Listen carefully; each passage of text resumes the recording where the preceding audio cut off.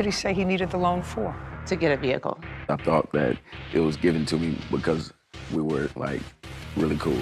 Do you understand how foolish that sounds? Yes. The only people that do that sort of thing, usually, as my great-grandmother would call them, bums. This is Judy Justice.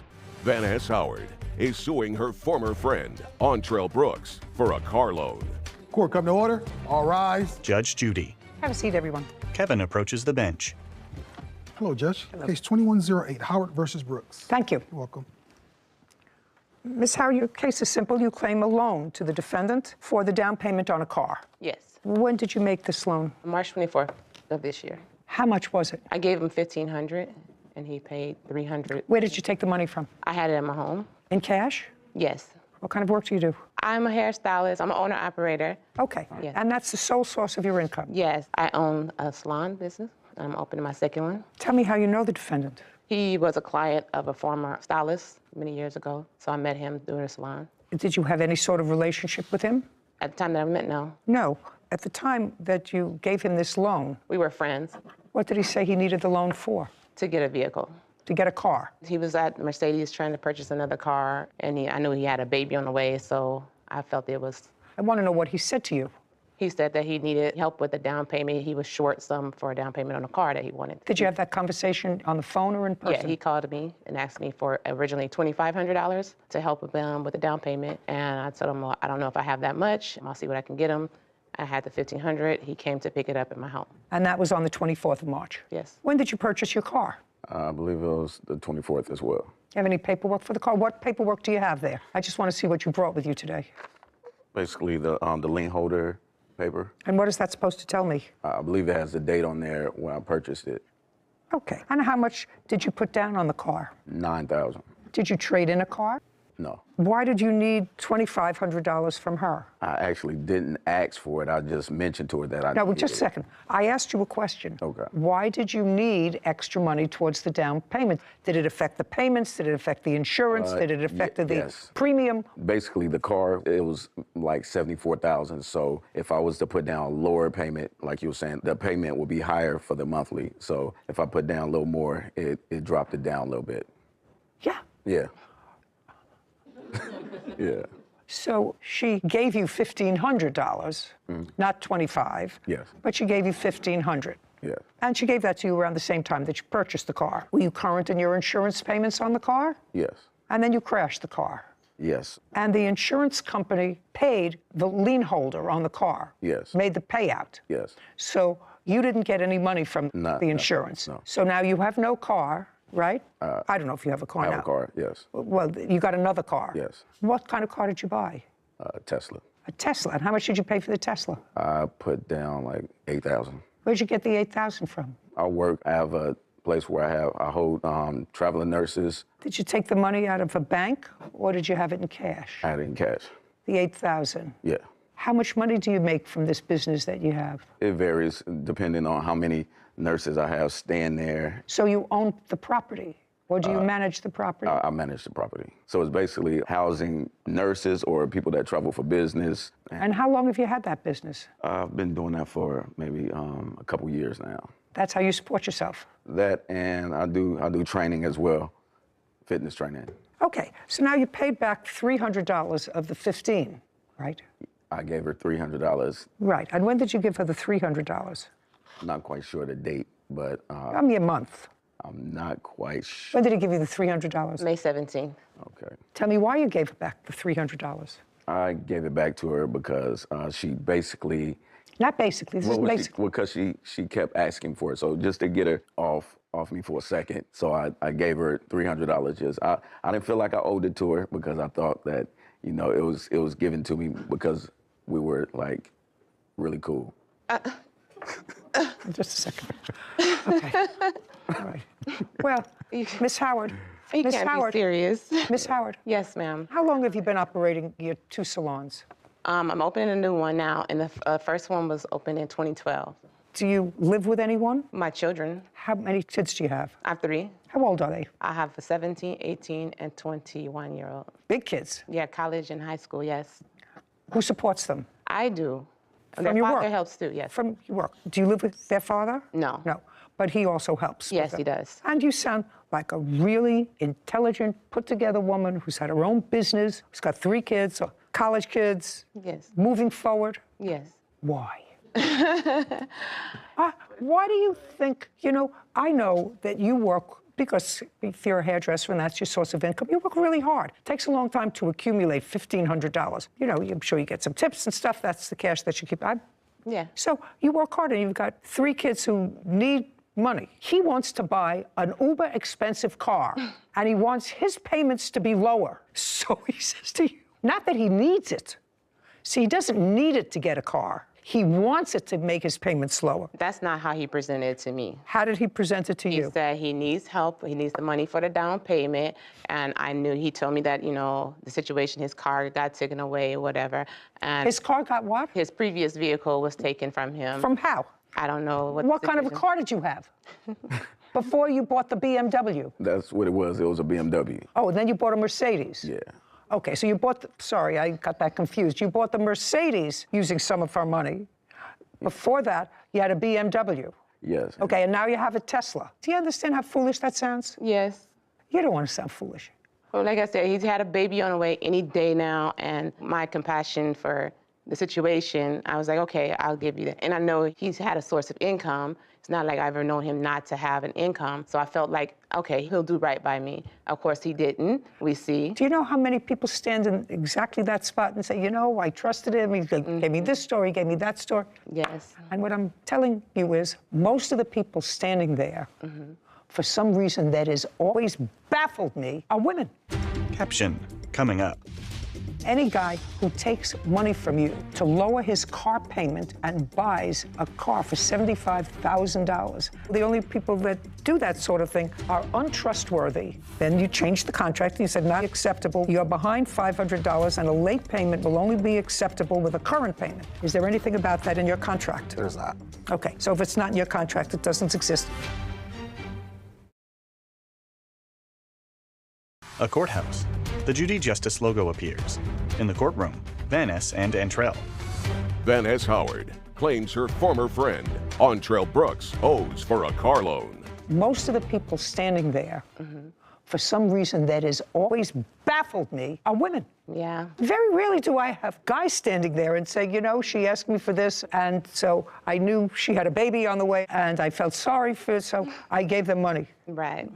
Most of the time, they say goodbye, which is what you should have said. And Absolutely. You appear to be much too fine a lady and Thank you. a hardworking lady. Don't give anybody. No more. Any guy who takes money from you to lower his car payment and buys a car for $75,000 and asks you for $1,000 or $2,000, knowing that you're a working gal and that he didn't need it to buy a car. He could have bought a car for $50,000. He could have bought a car for $30,000. Right. Likes to drive fancy cars with somebody else's money, okay? Yes. So the only people that do that sort of thing are untrustworthy. Usually, as my great-grandmother would call them, bums. So I would suggest that you be smart in the future. You're a hardworking lady. Hold on to your money. If you want to invest in anything, invest in your children's future. We're done here.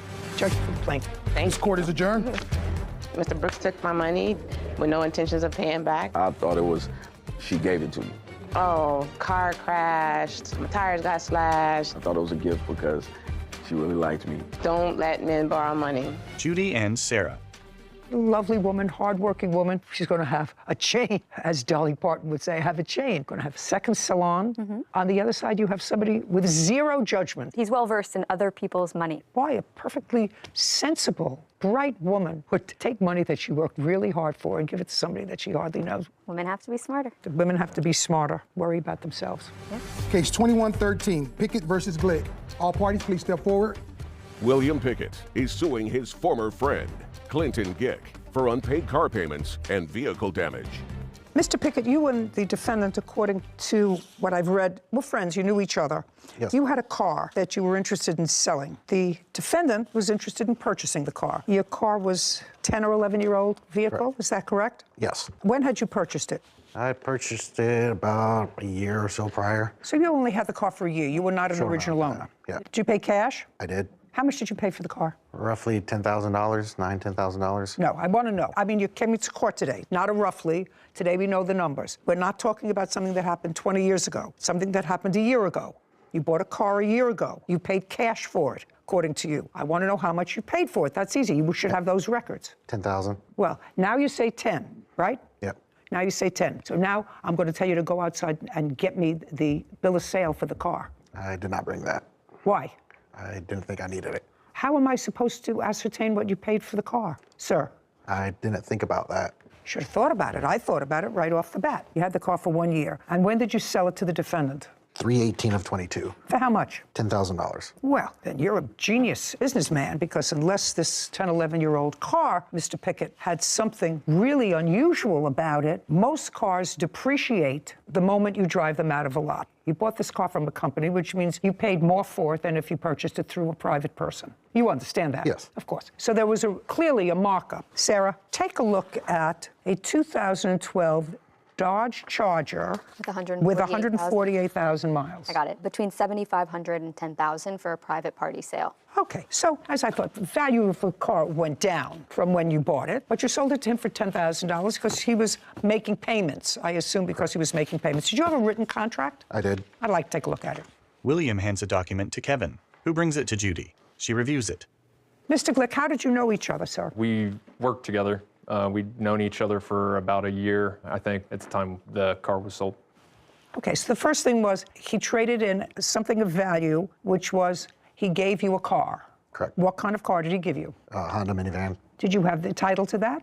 Yes, I did. Did he turn over the title to you? He did. What did you do with the Honda minivan? I sold it. To whom? Someone off of Facebook Marketplace. Okay, when did you sell it? A few weeks afterwards, How much did you sell it for? How much did you say you sold it for? $1,000, $1,200, Let's get specific, Mr. Pickett. $1,000. I'm not exactly sure what he sold it for, but clearly acknowledges at least $1,000. So this is what the lawsuit is about, and I've read your contract. According to the contract that you have here, you listed the dates, the schedule of payments, and you marked off when he paid and when he didn't. But we're going to go through the dates, and your lawsuit seeks damages to the car, repo fees, the unpaid contract price of the car, because you repossessed it and you want him to continue until he's finished paying for it, right? That's what you want. Yes, ma'am. And the defendant has a counterclaim. And his counterclaim, in effect, although he doesn't articulate it in legalese, the basis of his countersuit is that there was never any meaningful breach of the contract, and that he tried to make his payments pursuant to the contract, and that you repossessed the car without just cause, and he's counterclaiming for the money that he put into the car as equity. That's what your counterclaim is. That's correct? Okay. So far you put in $4,000. According to this, he paid you March of 2022, April. As a matter of fact, he made 2 payments. Correct. Payment schedule was for every 2 weeks. 6/17, he made a partial payment, but made that up on 7/1, so he was up to date. Then you say on the 15th of July, he missed a payment. Did you miss a payment the 15th of July? Yes, I did, Your Honor. Tell me why. At that point, the plaintiff had already threatened to repossess the car several times before I'd ever missed a payment on the car. Because you made a partial payment once in June. Yeah, and also... But then made it up again within 2 weeks. Yes, exactly. Okay, so you had already said to him, you missed payments, I'm going to repossess the car. I informed, I didn't threaten to repossess it. No. Yeah, yes. Yeah. Yes. Okay, so you missed a payment on July 15th. Yes, and I informed him when I missed the payment that the reason for missing it, he had just filed for bankruptcy, and with his bankruptcy and the threats to repossess the car, I had decided that I wanted to miss, as it states in the contract, that I could miss 2 consecutive payments before repossession. I wanted to talk to a lawyer and make sure that I wasn't going to be putting even more money into a car that you weren't going to have equity in. Exactly. Okay, so that's why you missed July 15th. Yes, that's Okay, correct. and it's the 29th of July, also missed. Yes. So I attempted to give Mr. Pickett a $500 payment on the 29th. He refused to accept that payment, and I have that in text. I'd like to see it. Text messages. I'd like to see it. Do you acknowledge that he attempted to give you a payment on the 29th? Yeah, he attempted to make a partial payment. He attempted to give you $500. Correct. Clinton hands a document to Kevin. And tell me why you didn't accept the $500. He missed the payment on the 15th. I informed him on the 16th that I would not accept a late payment unless it's in conjunction with the current payment. You can't change the contract, sir. You can't change a written contract. Caption, coming up. there was a loan on this car. Yeah, there's a title loan on it. Oh, you didn't tell me that. That adds a different wrinkle to this whole thing because you told me you paid cash for the car, so I assume there was not a problem. A courthouse. The Judy Justice logo appears. In the courtroom, William and Clinton. William Pickett claims his former friend, Clinton Gick, owes for car payments and vehicle damage. Clinton is countersuing, claiming William sold the car under false pretenses. Now, you had a written contract with him. If you're changing the terms, he has to agree to the terms in writing in the same force and manner of the original contract, which is this in writing signed by both parties. You have a contract here. The contract says he can't miss 2 consecutive payments. He wasn't missing 2 consecutive payments. He missed July 15th, and he tried to give you one on the 29th of July. If you refuse to accept it, he hasn't missed 2 payments. You refuse to accept the second one. Got it? Got it. Kevin brings a document from Clinton to Judy. Okay, well, I see the interchange, Mr. Pickett, and the interchange clearly says you're paying your $1,000 today or returning my car. He says, I'll be giving you my $500 payment that's due today. Then you changed the contract and you said, not acceptable. You're behind $500 and a late payment will only be acceptable with a current payment. Is there anything about that in your contract? There's not. Okay, so if it's not in your contract, it doesn't exist, and you had, so far, no reason to repossess the car. Did he try to make a payment to you in August? I think one other time between the time I repossessed it. Okay, well, you had no reason to repossess it so far unless he missed 2 consecutive payments, or unless he failed to keep insurance. Did he fail to keep insurance? I have never been given proof of insurance. This doesn't require that you are given proof of insurance. Or not. This doesn't say you require proof. Did you have insurance on the car? Yes, I did, Your Honor. Through whom? Erie Insurance Agency. Okay, and you have no information to the contrary? I don't. Okay, fine. So at the time you repossessed the car so far, Mr. Pickett, you didn't have basis under your contract to repossess the car. There was also other terms that I believed he had violated. Well, let's hear them. So far, he didn't miss 2 consecutive payments. Had you filed for bankruptcy? I had started filing for bankruptcy, yeah. Is that completed? Still hasn't been discharged yet. I think I have another month or so. Was this the first time you filed for bankruptcy? Yes, Buyer misses 2 or more consecutive payments. Buyer fails to maintain full coverage under insurance. Any significant damage to the vehicle that is not repaired in 30 days. Did you notify Mr. Glick of any damage to the car? Give him notice and say, pursuant to the contract, it has to be fixed in 30 days? We had talked about it when he came to drop off one of his payments, and he said... Well, give me a month. It was... A month and a year. It was in June. June of 2022, he came over to drop off a payment, and that would have either been on June 3rd or June 17th. Correct. Okay, and tell me about the conversation. I said, hey, there's a dent in the front now. He said he'll get it taken care of. At that point, I didn't really inspect the car because... Well, I don't care what you didn't do. Yeah. I want to know what you did. Yeah, I told him, it needs to be fixed. And he said he'll get it taken care of. Okay, and? When I repossessed it, it was still there, as well as more damage. Okay. Did he talk to you about the dent in the front? I don't recall that conversation ever happening. There was text messages sent to me about damage to the car. The car had dents and dings all over it when I got the car. I mean, the front bumper even had significant damage to it. You repossessed the car at the end of August. Where is the car now? At my house. What's it doing at your house? I was just sitting there for the moment. Well, what's your intention to do with the car? Give it up in my bankruptcy or repair it and keep it and pay it off. Who has the title? The title loan company. So there was a loan on this car? Yeah, there's a title loan on it. Oh, you didn't tell me that. That adds a different wrinkle to this whole thing because you told me you paid cash for the car, so I assume there was not a problem. When did you take out a title loan on the car? I took out the title loan. Month and year? One of them was in December of 21. Did you know that there was a title loan taken out on this car? I knew that there was one. I didn't know that there were multiple. I don't know but yeah, I did know there was a title loan. Did you know in what amount? No, I was never. Well, that's pretty dumb of you. Yeah, I agree. Well, because if you're buying something free and clear that he owes nothing on, that's one thing. How much was the title loan? Roughly $6,000 is what was owed on it still at that point when he bought it. How much did you pay off? A few thousand by that point. It's super high interest.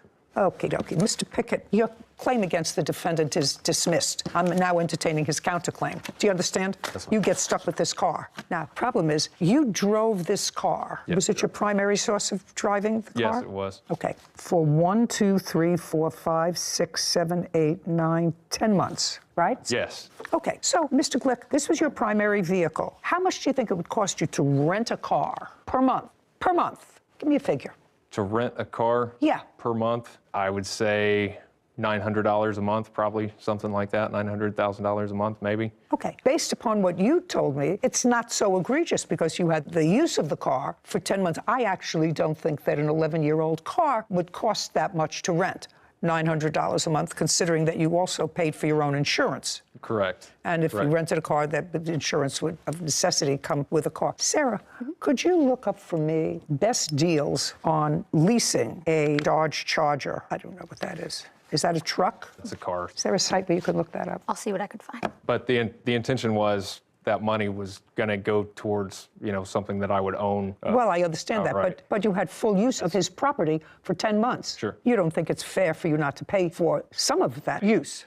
I would think the depreciation in the car for the mileage that I put on it would be more than fair. Absolutely. Everything depends on how much you put down versus how much you pay monthly, so there's a wide range. Give me the range. He didn't put anything. $786 a month, $843 a month, but these are for brand new Dodge Chargers, not for 2012. Oh. So. Okay. And according to you, the current low price on this car is $7,500 price. For a private party. For a private yes. party, low price, $7,500. Yes. So you're going to resell this car, and the car is currently in working order, and the low price on that car is $7,500, right? Yes. And he's already paid you $5,000. Yes. In order to break even, if you sold that car, all you need is $2,500. Correct. So I think that it's more than fair to give you credit for the $2,500 from what you paid. Okay. You paid $5,000. Half of that seems to be a more than reasonable figure to have full use of his property, and he repossessed the car. I don't think he had any basis to repossess the car, which is why he dismissed his case. And you certainly don't want to get involved with bankruptcies and payments, so you don't want this car back, because getting this car back will be more trouble for you than anything else. Exactly. I absolutely understand that, because then you're dealing with his creditors and whatever. I'm not trusting that whole situation. In any event, I don't think that you paying $2,500 towards the rental of the car over a 10-month period is unreasonable, and then he's whole. Then, if he wants to spend money to have the car spruced up before he sells it, well, maybe he can get $8,500 for it, and then he's whole. So now everybody's happy. Judgment on the counterclaim for $2,500. We're finished. Thank you very much. Thank you, Your Honor. This court is adjourned. I'm very happy. Needed a car, I had a car. I don't think it was an honest transaction on his part. I'll keep buying and selling. So yeah, I think he was just trying to get a quick payday. Sarah and Judy. So I just want to make sure I have this right. The defendant was paying the plaintiff $1,000 a month towards the vehicle that the plaintiff had a title loan out on, but instead of paying off the title loan so the defendant would have the car free and clear, right, he decided to keep the payments and not pay off the title loan. Correct. Which means that even after he completed the payments, which he was halfway finished with, he could not have gotten clear title. Yeah. Because the title is with the loan company. And he's filed for bankruptcy, so you can't come against him. Slick. Yeah, sticky situation. Yeah. Title, Judy Justice. Want justice? Go to judyjustice.tv. This is your sister. They kidnapped my son. No, ma'am. My kid was kidnapped. You took my kid from me. You kidnapped my son no matter what. Just take a breath for a moment. A defendant paces. Okay, I want my son to come home. This is Judy Justice. Mary Favre and Jason Stockton are suing Mary's brother, Michael Manry, for medical bills and personal belongings. Court come to order. All rise. Have a seat, please. Kevin. Hello, Judge. Case 2117, Favre Stockton versus Manry. Thank you, Kevin. Mr. Manry, this is your sister. Correct. And that is her. Fiance. And you have a son who is 19. Yes, Your Honor. How many other children do you have? I have 3 altogether. How old? One is almost 30, the other one is 18, and then I got the 19-year-old, which one here. Okay. And your son, who is now 19, is the subject of this case. Who had custody of the children? I got custody of Dakota now. When did you get custody of the children? Only when he was 18 years old. Do you have those papers, sir? Yes, I do. May I see them, please? Michael produces a document, then hands it to Kevin, who brings it to Judy. She reviews it. Okay.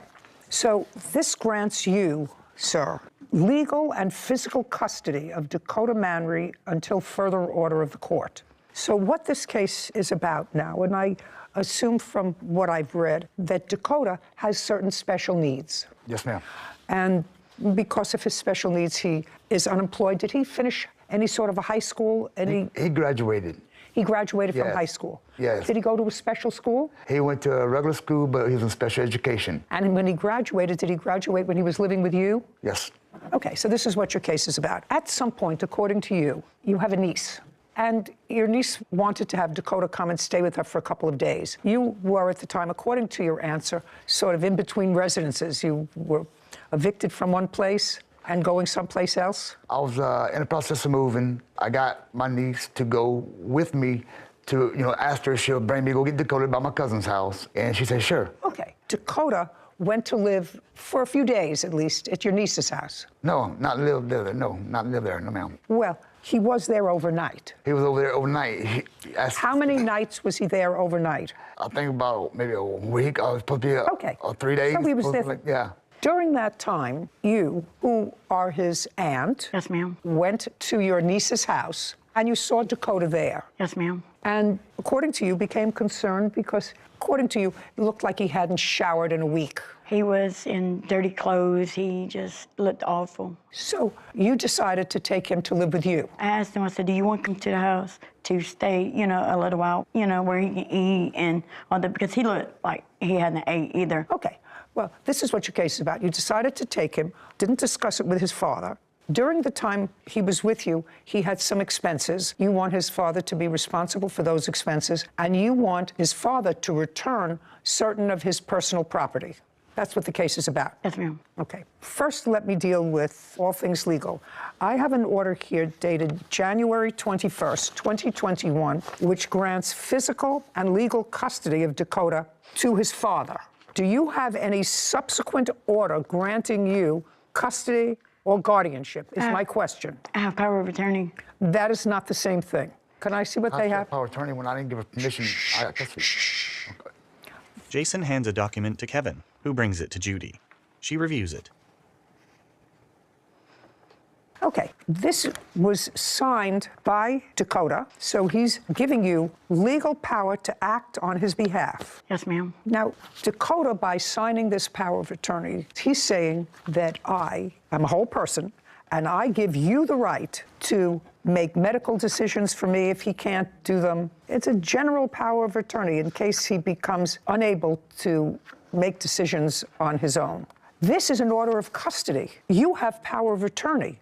Power of attorney suggests to me that Dakota wants to emancipate himself from his father, wants someone else to act on his behalf. It becomes a complex question because if Dakota has special needs and if he can't act on his own, and a court has already ruled that his father should have custody of him, either you have a power of attorney and he's emancipated, in which case his father's not responsible for any of his medical bills, or this is invalid because he can't sign a power of attorney because he doesn't have the mental capacity to understand all of the implications of this power of attorney.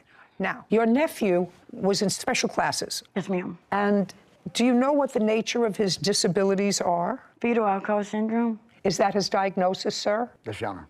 He had, according to you, after you took him from your niece's house, and you do acknowledge you took him without his father's permission. Yes, ma'am. Yes, ma'am. We was not talking, me and him. It doesn't make any sense if you were And so talking or not. I didn't have his number, and I asked Dakota, I said, text your daddy to let him know you're coming with me. Dakota said, and he showed me where he texted Michael. Now, I don't know if it was on a different Facebook page. No, it's your responsibility to notify his guardian, who has custody, that you have taken physical custody of him. Right. And when did you take physical custody of him? Give me the month, day, and year.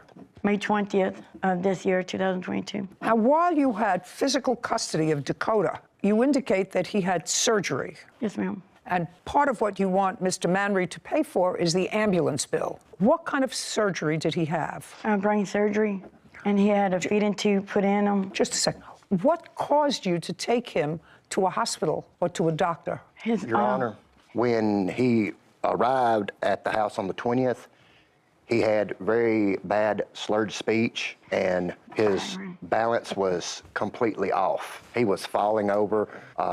Your Honor, it was like he was a drunken man. Let me go back to you for a second, sir. While Dakota was with you in the months just prior to May, did you notice Dakota having difficulty in his gait? Not like he was explaining to me, I was going overboard. No, did you? But his balance was off. Okay. Did you inquire? Did you take him to the doctor? I did. I took him actually right after I got him. So you saw that balance was off a while ago. When I noticed that he had headaches, all right, because his dream, that, thanks to me, was wrestling. He loves wrestling. I put him in wrestling. I talked to the promoters, and I did that for him. But when I seen they tell me he got body slammed, you know, and this and that, I had to take him out of it. I got concerned because he was complaining of headaches. So I made him an appointment, and I waited for a referral. Well, when the referral came in, my kid was kidnapped. So he never actually saw the second doctor? No. Okay. Do you have any records? Well, I couldn't get the records. I tried to get them. Once someone went wrong, my kid died doing surgery. I couldn't even be there for him and all that. Anything could have happened. Just a second. I'm following you, sir. Now, when did you take him for this brain surgery? I took him the first week of June. I took him to do a CAT scan. And as soon as she did that, we went to the hospital. We didn't leave the hospital. They put him in the ER. And from the ER, we went to Florence, Alabama. And then the surgeons there couldn't do it because it was so big. What was so big? Your Honor, they found a mass the size of a grapefruit. The first week, Dakota came to stay with us after we noticed the balance issues and the slurred speech. She took him to Dr. who diagnosed him with being severely malnutritioned. Your Honor, when he came to my house, his liar. No. Okay, I'm sorry. Your Honor, sorry, my apologies. His leg was no bigger around than my wrist. I got it. Mr. Manry, everything has to be put in perspective. You had a lot of things going on. And if Mr. Stockton's reporting to me is accurate, even though there might be some bad feeling of the way your sister and her fiance took physical custody of Dakota, you really have to be in a position to say thank you to them.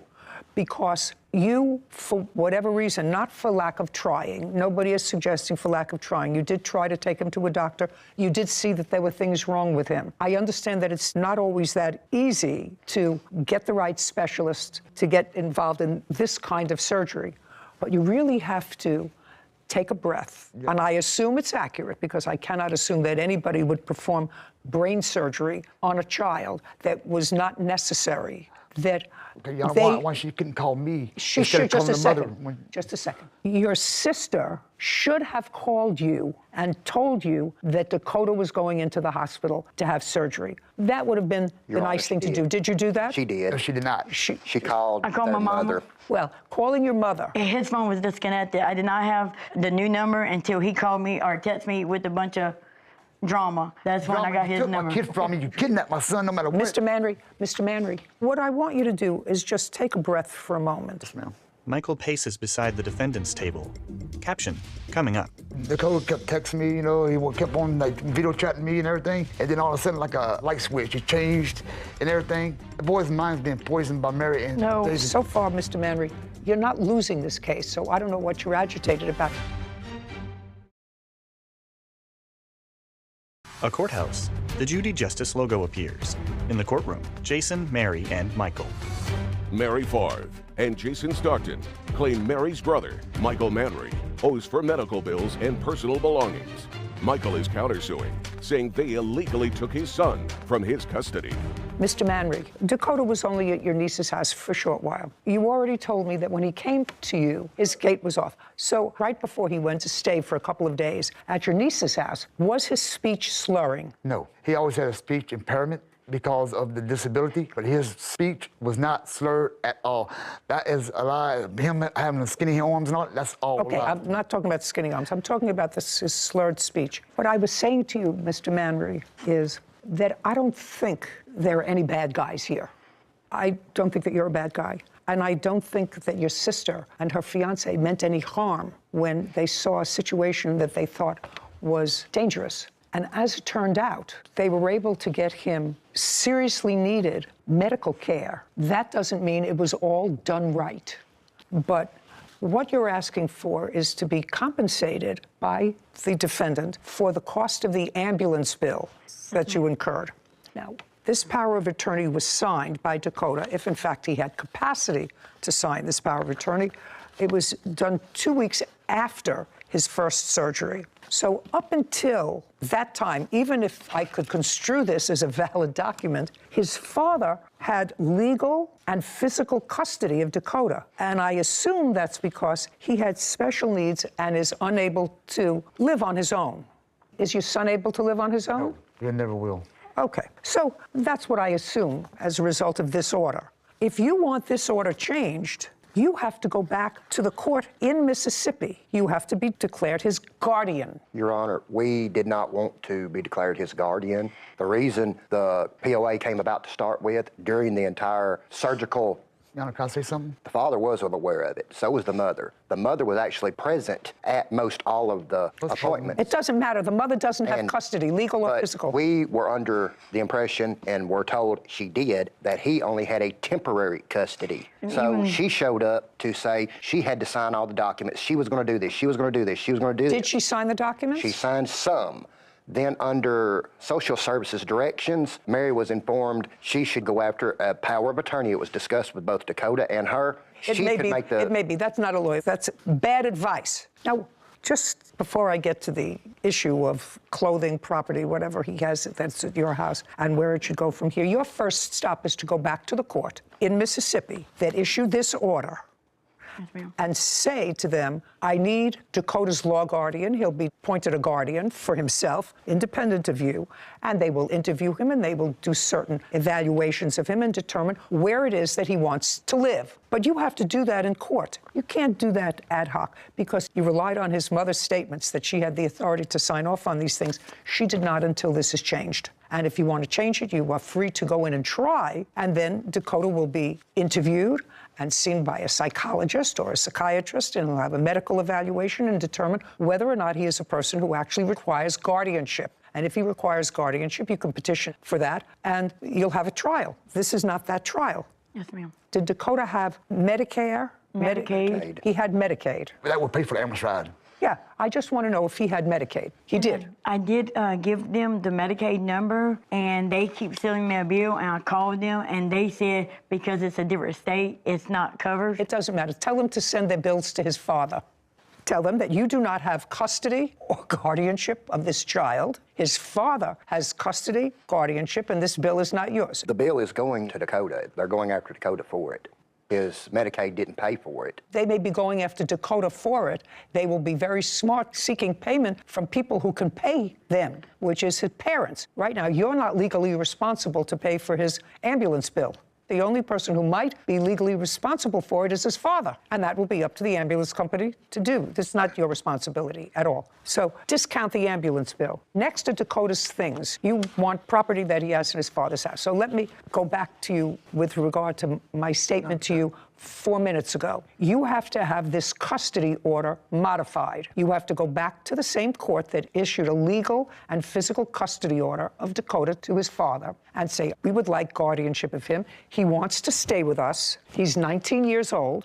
He will be interviewed. He'll be analyzed. And if at the end of the day you get guardianship of Dakota, then his father may or may not turn over whatever property he has. Dakota's never worked. So whatever property he has was either purchased or given to him by either his mother or his father or other relatives. A lot of it was his mom that paid for the stuff. I don't know that. No, the bottom line is why all this boils down to, Your Honor. So far, Mr. Manry, you're not losing this case, so I don't know what you're agitated about. You're not losing. You're not losing. What I'm telling the plaintiffs is that if they think that they can provide a more pleasant, stable environment for Dakota, they have the right to petition for guardianship of him. Now, it would be in Dakota's best interest long-term if he were to have contact with both his mother and his father. Contact. I'm not saying live with. Mother, father, and his aunt, and his soon-to-be uncle, as soon as you make up your mind and give her a ring.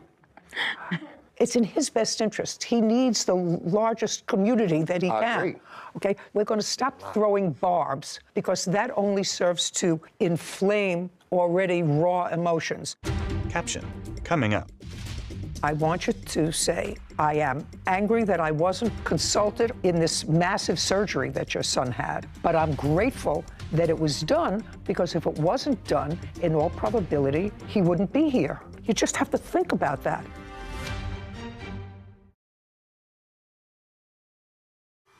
A courthouse. The Judy Justice logo appears. In the courtroom, Jason, Mary, and Michael. Mary Favre and Jason Starton have accused Mary's brother, Michael Manry, of owing for an ambulance bill. Michael claims Mary and Jason took his son without his permission. What I'm telling you is a very simple procedural thing where you have to go. You can't sue him for the return of Dakota's things unless you have guardianship of Dakota. Understood. Because he already is the subject of a recent order of custody from a court. That's what you have to have. You can take that bill from the ambulance service, put it in an envelope, we'll get you the address, and that's where that goes. That's his father, who is his legal parent under this order. So send that bill to them, so you don't have to worry about that bill. As far as his property is concerned, that has to go along with an order of custody or guardianship, and that's something that you should do. But, Mr. Manry, I am not making a decision with regard to his custody or not. What I'm asking you is, until a court reviews whatever orders they're going to make with regard to custody and guardianship, first, I know you may be angry, but they probably saved his life by getting him to the doctor that they did. And if they removed a massive tumor from his brain, you should say, thank you for doing that, because it was a month after he was living with you. Someone else took your son and saved his life. And for that, at least, you have to be grateful. You can be angry.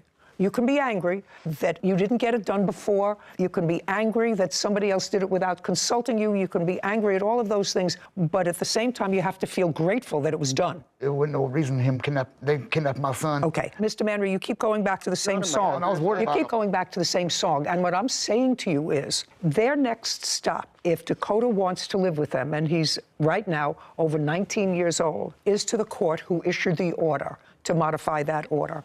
All I'm saying to you is, I want you to say, I am angry that I wasn't consulted or didn't participate in this massive surgery that your son had. But I'm grateful that it was done, because if it wasn't done, in all probability, he wouldn't be here. You just have to think about that. What I'm telling you is, you have to love your child more than you, at this moment, dislike your sister and her fiance, because they were able to take control of a situation and get your child fixed. So is Dakota, just for my own, is Dakota angry with his father? He's angry that his father won't return any of his wrestling. He is correct. He is a huge wrestling fanatic. Okay. What particularly does he want? He wants his wrestling? He wants his wrestling belts. They have replica belts that were made. He wanted his PlayStation 4 and the wrestling game. PlayStation 4, I'm not interested in that. He wants his wrestling belts. Yes, ma'am. Yana, can I show you something quick on my phone? Dakota kept texting me, you know, he kept on like video chatting me and everything. And then all of a sudden, like a light switch, it changed and everything. The boy's mind's being poisoned by Mary and Jason. What I'm telling you, Mr. Manry, that's for another court and another day. When Dakota has a lawyer, you may have a lawyer to modify this custody order. Right now, he would like his wrestling belts. Oh, I want my son to come home. Then I strongly urge you to go to the court, file a petition against them for custodial interference, or you go to court and file an application for guardianship of Dakota, which is a much more positive thing to do, and let a court that has the social work services, the psychiatric services, evaluate Dakota and figure out in whose best interests are we supposed to place faith. And I think if he is a thinking young man, and you told me that he is because he wants these things that are important to him, he should be able to have a say with whom he lives. Now, you have my ruling. Your next stop, folks, is to modify the order of the court in Mississippi that gave his father custody, physical and legal custody of him. You have to petition for guardianship. That's your next step. So, in that regard, your case is dismissed. Send the ambulance bill to his father. I got a countersuit. We're done. Your Honor. Yeah, I'm not hearing it, sir. Okay. Outside the courtroom, Michael, then Mary. I did everything I can for my kids, and My brother, he said nothing but lies. when somebody takes your kid without your permission, But, you know, that's him. I mean, that's what he does. you don't know where they're at, and you're going crazy because you don't know where your kid's at, that's kidnapping. I should get a thank you out of it, but he's not going to do that. I want my son to come home to his daddy because I love him very much. That's my son. It's about him. It's not about her. It's not about her and her brother. It's not about me and her brother. My son, I love him. I'll do anything in the world for him. It's about Dakota. In her chambers, Judy with Sarah. So you didn't listen to the defendant's counterclaim back there for emotional distress for, I believe it was $3,500. I would have given that to him. I don't think anyone was acting maliciously in this case. Like you said to the father, he should be grateful that his son is alive and his sister took action when he might have been stumbling a little bit. But that's what that cause of action is for, when someone takes an action that was legally incorrect. And here, the plaintiffs had no legal right to take him to get that surgery. I agree that he should have had it and it all came from a good place. However, when you take an action that causes somebody else such severe emotional distress, and I would consider taking someone else's child in for the riskiest surgery that probably exists, qualifies as causing some severe emotional distress. So I probably would have awarded him that if I was really. Well, so let me give you the reason that I didn't bother to hear it. I think the aunt and her fiance had nothing but pure motives in taking this 19-year-old who they say appeared to be malnourished, and they say was diagnosed as being malnourished, which is possible, and it's possible that it was all related to this brain tumor that he clearly had that was impairing his stability, and he was with his father for a year while this tumor was growing. I don't think that they had malicious intent. Neither do I. And I think that but for their actions, this 19-year-old boy probably would be dead. If they took out the tumor that was the size of a grapefruit, I would say 6 months later or 8 months later, there's a strong probability that would affect the optic nerve, it affect the carotid artery, and gone. So although I could understand his annoyance, from the time they went to live with him until his surgery was a month. And I actually don't believe that this father didn't know where he was for a month, because they evidently have a living mother who they're both in touch with. He was moving around, phone disconnected. At the hospital, the mother showed up. She said, I can sign the documents. Well, you know, you're involved in major surgery for a child. Your focus is not on your brother, who did not take care of business for a year. So I'm going to leave that up to a family court judge to determine who should have custody, and I probably guarantee you that custody will remain with his aunt, because that's what Dakota wants. Father may be angry, but that's what's going to happen. I have no doubt that the father loves him. He did not take good care of him for the year. Sure. And so I wasn't going to reward that by giving him any money against these people who had nothing but the child's best interests, when for a year he really didn't take care of business with his son. And that's why I didn't hear his case for emotional distress. Understood. Thank you. Title: Judy Justice. Are you having a family dispute? Go to judyjustice.tv. You brought your daughter to your mother's house. My mom refused to give me my daughter back. And so what did you do? My mother instinct kicked in, and I went in like fight or flight. And she was not a part of my daughter's life. I did not speak to my mother, nothing. This is Judy Justice. Kimberly Gutierrez is suing her mother, Rhonda George, for false allegations, debit card charges, and personal belongings. Court come to order. All rise. Have a seat, please. Kevin. Case 2131, Gutierrez versus George. Thank you. You're welcome. Miss Gutierrez, this is your mother. Yes, ma'am. And who is this? My grandmother. And that's your daughter? Yes.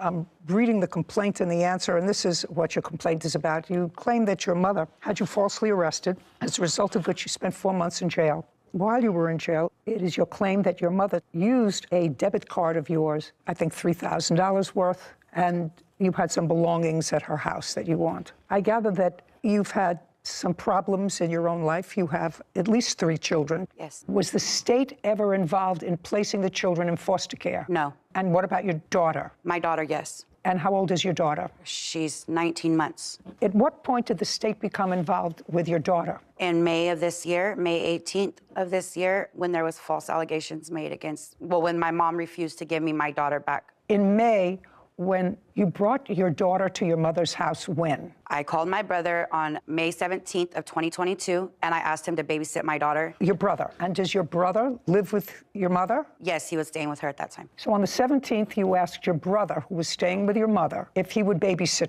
for your daughter. Where were you going? I was needing to go to Fresno, and I had just received my income tax check. So I needed to go to Fresno, and I was on foot because my car was impounded the day prior. Were you going alone? To Fresno, yes. So you brought your daughter on the 17th of May to your mother's house, and your brother was supposed to watch him, according to you, while you went to Fresno. Watch, yeah, he met me down the street, actually, because there's a restraining order, so I didn't actually go to the resident. Who has a restraining order? My mother has a restraining order on me. Is the restraining order that she has against you a final order or a temporary order? It's good for 3 years, that's all I know. That's a final order. Was that a final order of protection after a trial, or did you consent to it? I was not notified of the court date.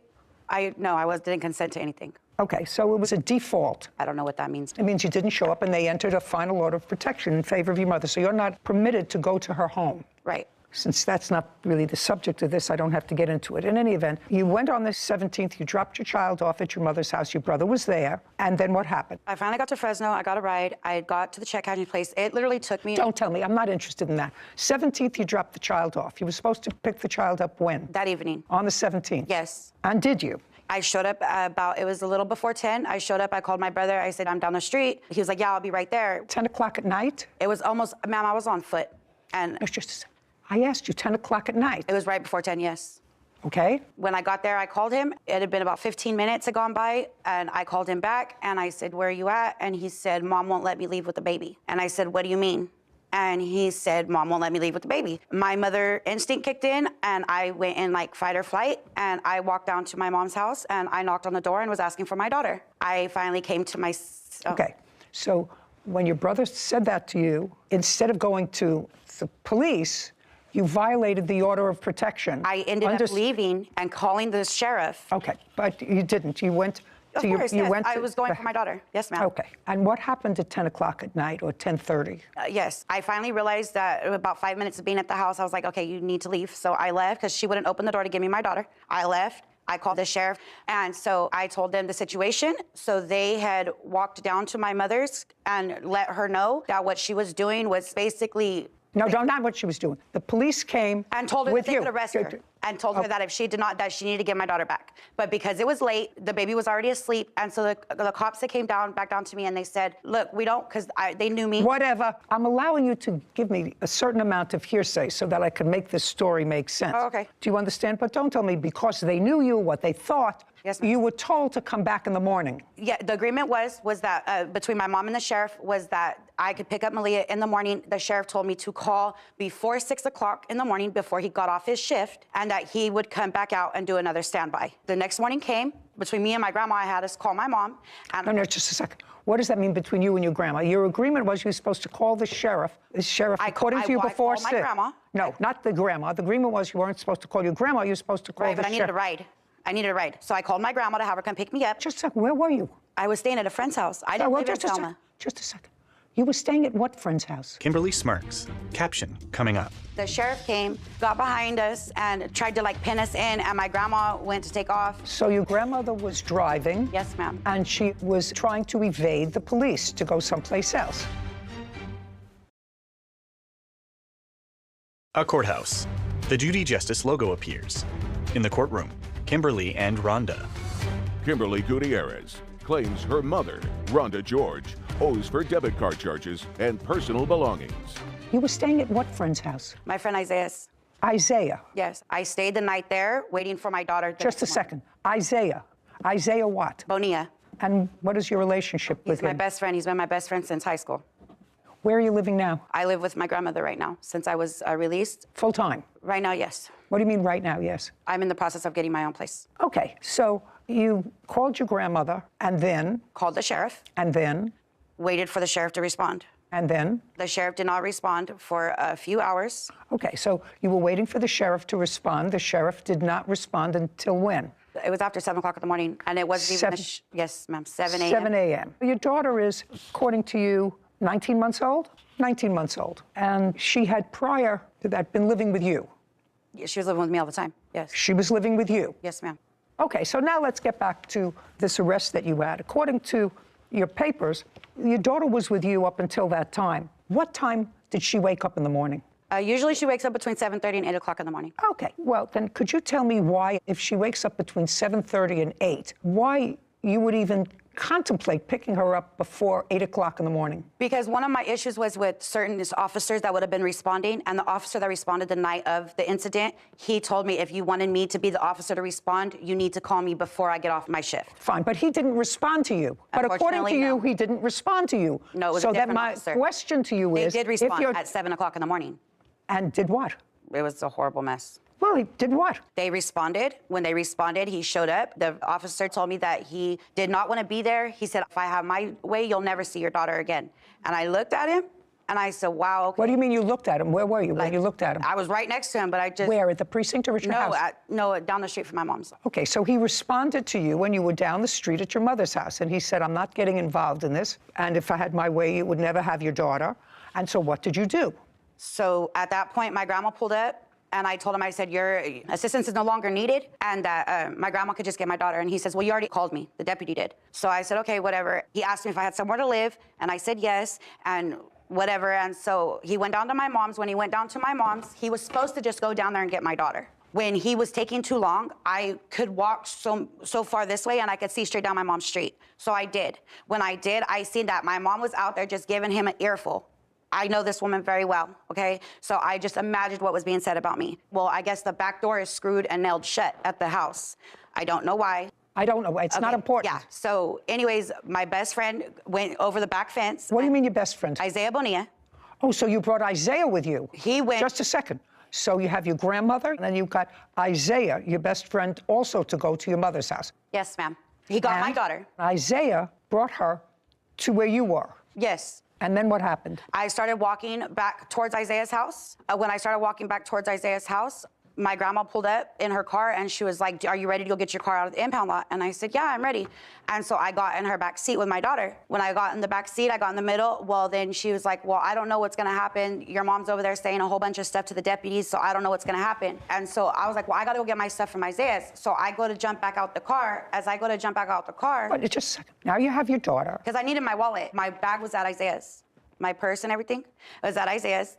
I was gonna go back and pick it up. Well, right when we were gonna go back, the sheriff came, got behind us, and tried to like pin us in, and my grandma went to take off. So your grandmother was driving. Yes, ma'am. And she was trying to evade the police to go someplace else. Yes, ma'am. And how many police cars were involved? One. Were there ever any more than one police car? Once we got to the police department, of course, there's a police department. No, I'm talking about the number of police cars. So there's a police car now. Like coming behind us? No, it was just one. It was just one? Yes, ma'am. And you were accelerating to get there? Was the police car siren on? No. Well, how did you know that he was trying to pull you over? Because he tried to hit her car. Oh, that would give you a clue. So you're telling me he tried to hit your grandmother's car without notifying you in any way to pull over? Yes, ma'am. That's why I spent 4 months in jail and I beat my case. I went to trial and beat my case. Everything was dismissed. I'm not responsible for the criminal justice system. I'm only responsible for what goes on here. Yes, ma'am. So I assume once you got to the police station, both you and your grandmother were arrested? Yes, ma'am. And that was in May? Yes, ma'am. And now uncross your arms. And now we're in December? Yes, ma'am. Of the same year? Yes, ma'am. And you're out of jail? Yes, ma'am. And you've been out of jail for about? Since August 25th. Who does your daughter live with? Right now, she's with the mentor. She's my ex-husband's aunt, ma'am. And who placed her with your ex-husband's aunt? I did. Not the court? No, I requested her. Does the child's great aunt have guardianship? No, custody? I'm getting my daughter back, ma'am. But for the last 3 months, she's been with this aunt. Right, because Child Protective Services did get involved, and Child Protective Services, I've been doing everything that... Well, that's what I asked you. I asked you whether Child Protective Services Child Protective Services did get involved with my daughter, yes. Did? That's what I assumed. And I've been drug testing, I've been doing... Just a second. Yes, ma'am. That's what I assumed, that Child Protective Services was involved. And so if Child Protective Services are involved, then they are overseeing the child's placement with the aunt. You have an ongoing case. Yes, ma'am. Probate court. No, not probate. Which one, family court? Family court, yes. When was the case opened with regard to your daughter in the family court? May 18th, the day I got arrested, ma'am. And that child became involved with the foster care system in May. Okay, so your grandmother also spent a little time in jail. How much? 2 weeks. I quite frankly don't understand your case. While I was in jail, Your Honor, while I was incarcerated, my mom had all my debit cards, my ID. She had went and actually, because of me getting arrested, she had went to Isaiah's and picked up all of my stuff. You mean, just a second. Let me understand this. It is your claim that the reason that you had to go to Isaiah's house was to get your pocketbook, your wallet, your credit card that you left there. But I never made it there. I understand that. And Isaiah, clearly, from what you tell me, knew of the problem because he was part of this little conspiracy to get your daughter out of the house and was at the back of the house to pick up your daughter who was being put over the fence. So why would Isaiah give your mother? Because she went over there with a baseball bat and busted out his windows. Caption coming up. On February 4th this year, I had... Kimberly's eyes fill with tears. I lost my twins, okay? And that was the first time I had contacted my mother because I was going through it and I messaged her and I told her, I said, I really need my mom right now. If anything, I need my mom right now. A wide-eyed Rhonda shakes her head. A courthouse. The Judy Justice logo appears. In the courtroom, Kimberly and Rhonda. Kimberly Gutierrez is accusing her mother, Rhonda George, of wrongfully using her debit card and keeping her belongings. So why would Isaiah give your mother? Because she went over there with a baseball bat and busted out his windows. And the reason why all of my things were at my mother's was because I hadn't lived at my mom's for over a year. What your case is about is my belongings. You claim that your mother went over and got your wallet from Isaiah's, because I asked you what you were doing here. I certainly am not looking into the allegations of false arrest. It sounds as if you did the absolute wrong thing in trying to regain your daughter, whose custody, actually, you lost at a dispositional hearing and was determined to be a dependent child and placed in foster care. That's what happened here. Right. Okay, so I'm not even addressing your claims of false arrest. Okay, what you so did then- was actually the wrong thing. I said, so what are you suing for? Now, My you said my belongings, Okay, my what? money. Just a second. What money? She used my CalFresh, which is my EBT food stamps, and my CalWorks, which is my cash aid through the welfare department. Just a second. So you're suing her for taking your food stamps and your welfare check. Right. Just a second. Your food stamps and your welfare check. And this is the statement from my tax return of all the money that was on there. On where? On my debit card. It had over $3,000 on it, and I marked what was used after she had picked it up. And then these are receipts from some of my belongings that was at her house. Just a second. You haven't lived in your mother's house I moved back to my mother's in the Just beginning. a second. Yes, ma'am. You hadn't lived in your mother's house, according to what you said to me. Whitney, was it a year ago? Didn't you say that you moved out of My your mom mother? allowed me to come back. Because there was an order of protection. She had called me. I was living in Fresno, ma'am. Just a second. You hadn't lived in your mother's house. You said you were living with your grandmother. For how long were you living with your grandmother before I May? said I was living with my grandmother right now. I was living in Fresno, ma'am. I want to know what property you think... My clothing, my husband's clothing, my daughter's bassinet. I had jewelry there. I had all of my clothing. Why would all of your clothing be there? You were living with your grandmother. I hadn't moved into my grandmother's until I got out of jail. I was living in Fresno, and my mom... Just a second. You're not letting me talk. I'm not understanding your movements. Okay, my mom kicked me out in 2021, okay? My daughter was just a few weeks old. My mom kicked me out due to her boyfriend. She kicked you out? Yes. And? When she kicked me out, I went through Marjorie Mason, and Marjorie Mason had placed me in hotels. I was placed in hotels for about 3 or 4 months, okay? And then it was about January of 21. I was pregnant with twins. They had genetic defects. On February 4th this year, I lost my twins, okay? And that was the first time I had contacted my mother because I was going through it, and I messaged her and I told her, I said, I really need my mom right now. If anything, I need my mom right now. My daughter, she had not seen my daughter. She was not a part of my daughter's life. I did not speak to my mother, nothing. So she made an agreement that she would watch my daughter, because I had to go to San Francisco because I was too far along in my pregnancy, and it was just a big old mess. Do you have any of your daughter's property? No. Okay, now, let's talk about this card. Did you pick up her property from Isaiah? That's either a yes or a no, after the 18th of May. Well, how do I answer that when I did pick up her property, but her cards were not in there? Her driver's license wasn't in there. Her food stamp card wasn't in there. What were you doing at Isaiah's? So she asked... Was this when she was in jail? Yes, right after she got arrested. So I went down there.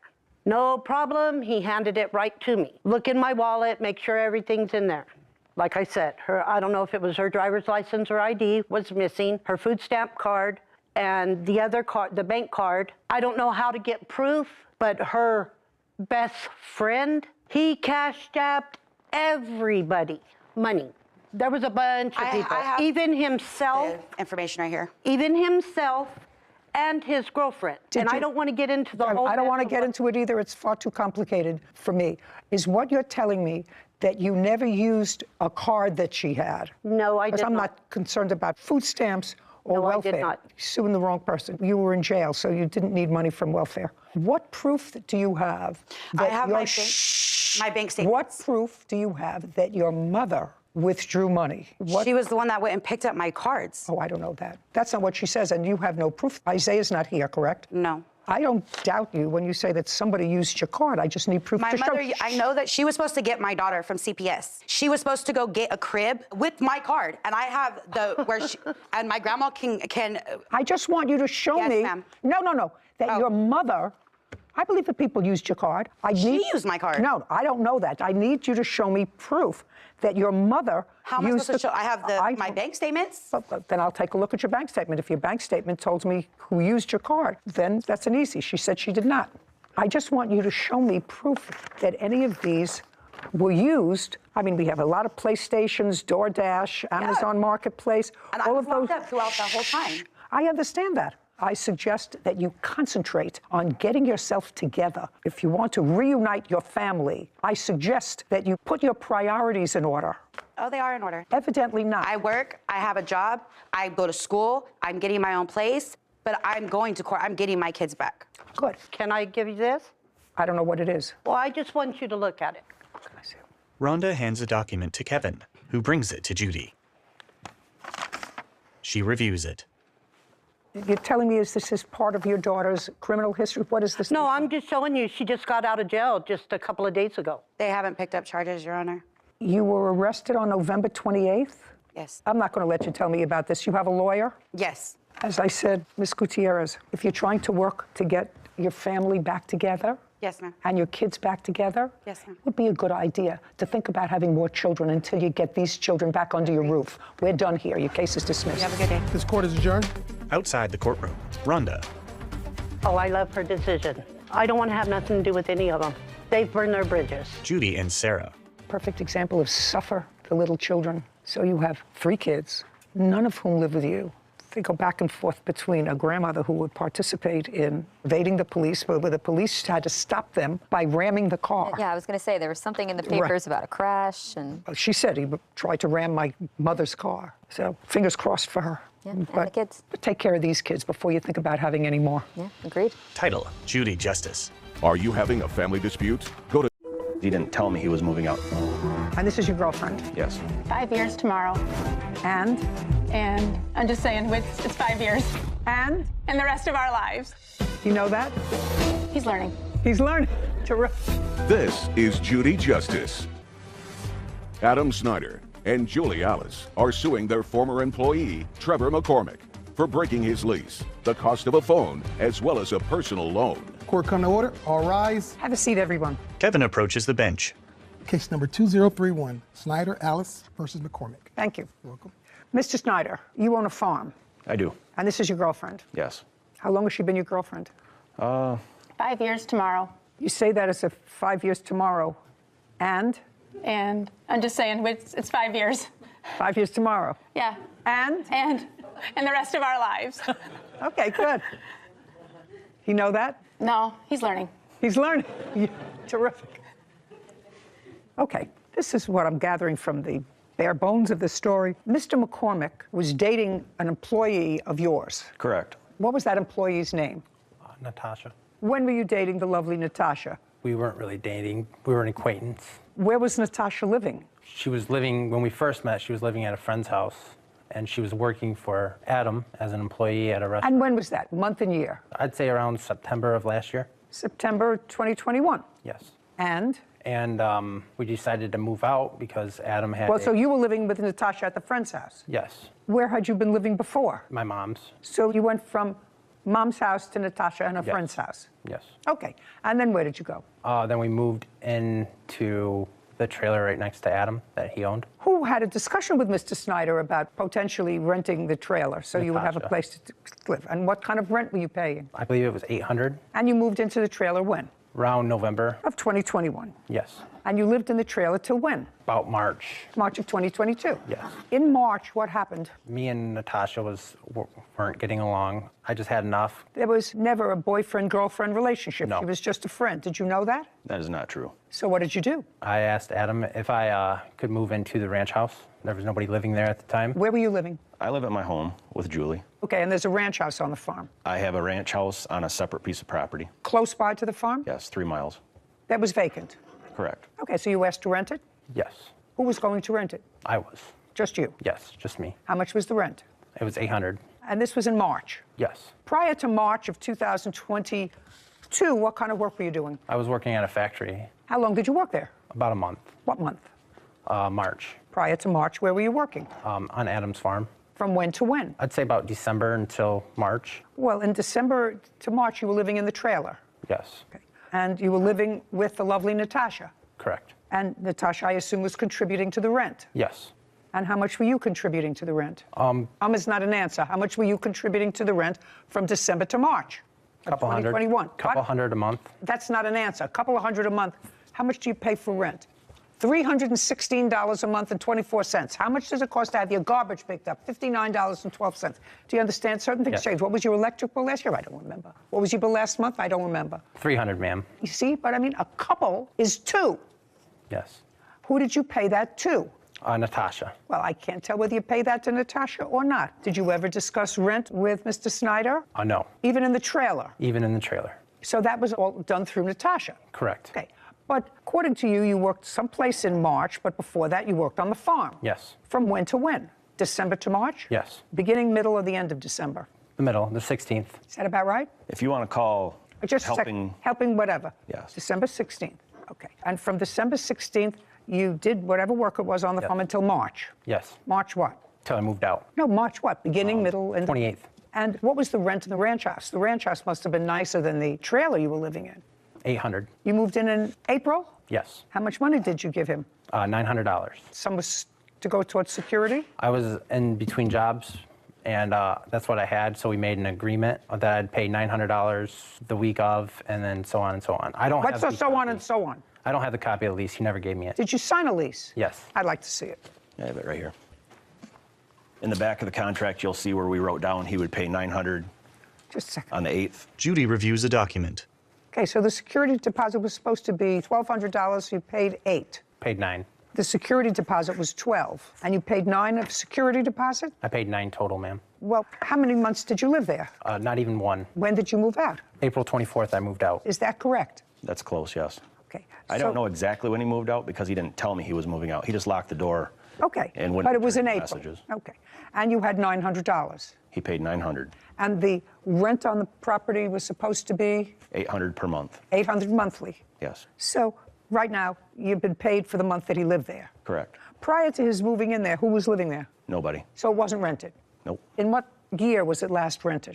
2021. When? Oh, no, it was in February. We did an eviction on it. So somebody lived there and didn't pay rent? Correct. Is that the first person who came in that didn't pay rent? Definitely not. Definitely not. Yeah, it's And lousy Trevor to be a was there, and landlord. he helped us do the Yeah. eviction on that, so he knew how it worked. Hmm? Trevor was there. He helped us do the eviction because we had to have court officers there To get him out because they weren't paying rent. So he knows how it works. Well, he may know how it works, but he did, in fact, give you $900. He did. And he lived there for less than a month. That's right. So that's sort of square. I know you'd like him to be responsible for his lease, but you have your house back. Mm-hmm. Now, tell me about this phone that you say he owes you for. Okay. By the way, where's your phone? I have my phone that I paid for. Their phone that I put down payment for is at my house. Why? I didn't know I had to bring it. Well, it was just purchased within the last year. Yeah. Why do you have two phones? You have no Because, job. Why do you have two phones? I have a job. Oh, good. I bought this outright because he shut the other phone off. Oh, well, where is the phone? The phone's at my house. What kind of phone is it? It's an iPhone 13. You want it back? I'd like him to just pay for it like the agreement was, but... He gets back his phone. Yes, ma'am. Okay. Even though I paid just it a down. second. Where do you live? Where do you live? I live in Highland. Where is that? It's by Detroit, Michigan. Who else lives at home? My girlfriend, What's her name? Ariel. Where is she? She is currently working right now. Does she know where the phone is? Yes. Okay. They're going to give you an envelope in the clerk's office back here. You're going to tell Ariel to put his phone carefully packed and mail it to him. FedEx, UPS, the fastest way it will get there. Then you get your phone back. Go. What's next? I have text messages here from Trevor. This will show where, when he was dating Natasha, they had agreed that they would pay for their phones up front so that I would put them on my business plan. I told them I would only do that if they paid for the phones up front, because when I took Trevor to Verizon, I said, if they don't pay for their phone bill, as long as they paid for these phones in full, I can shut them off and it will cost my business no money, correct? Mm-hmm. And the lady said, that is right. I said, okay, then we can do it. So we added them to the bill, to the business plan. And here, where I text him, I said, you and Natasha told me you were paying for the phone in cash. That's why I allowed you on my business plan. Now I found out that you did not pay for the phones up front, because when we were in there, he and Natasha had the cash. Did you assure Mr. Snyder that you were going to pay for the phone? I had no idea I was even going to get a phone until Natasha said, go with Adam and go pick up our phones. That's all I heard, and that's what I did. Well, I didn't know can't about say the that to cash. me because the lovely Natasha isn't here either. Sir, you're going to get your phone back. Is it one phone or more? We recovered the second one from... Well, you're going to recover this one, too. You recovered the second one. Yeah. Second one was Natasha's? Correct. Great, we're going to recover this one, too. What's next? Changing lock fees, and you want a personal loan. Okay. So once he moved out, according to you, he moved out totally, and you didn't even know he moved out, so I don't know why the locks were changed. The lock did not need changed.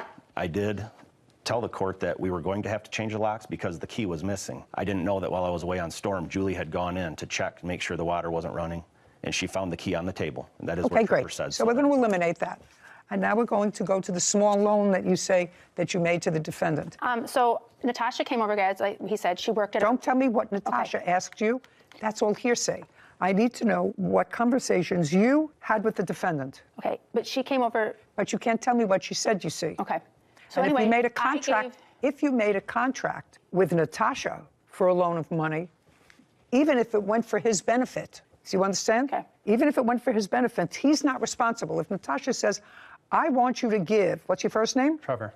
Trevor, a loan to fix his car, and you say, okay, you need somebody to pay you back. Natasha has to say, I'll pay you back. However, you can't tell me that. Caption coming up. I was not in the house at the time when they were discussing that. Well, you said you went into the house. I came to pick Natasha up. I don't want you to make yourself appear any more stupid. Do you understand? Try not to do that. A courthouse. The Judy Justice logo appears. In the courtroom, Adam, Julie, and Trevor. Adam Snyder and Julie Alice claim their former employee, Trevor McCormick, owes for the cost of a phone and a personal loan. Trevor is countersuing for unpaid wages. Now, did you ever have a conversation with Trevor about money? I do. I have a text message telling him. No, tell me, not a text message. The conversation was not verbal. It was by text message? Correct. Okay, so I'd like to see text message from him. Yep. This has from Trevor. This is his number. Okay. Can I see it, please?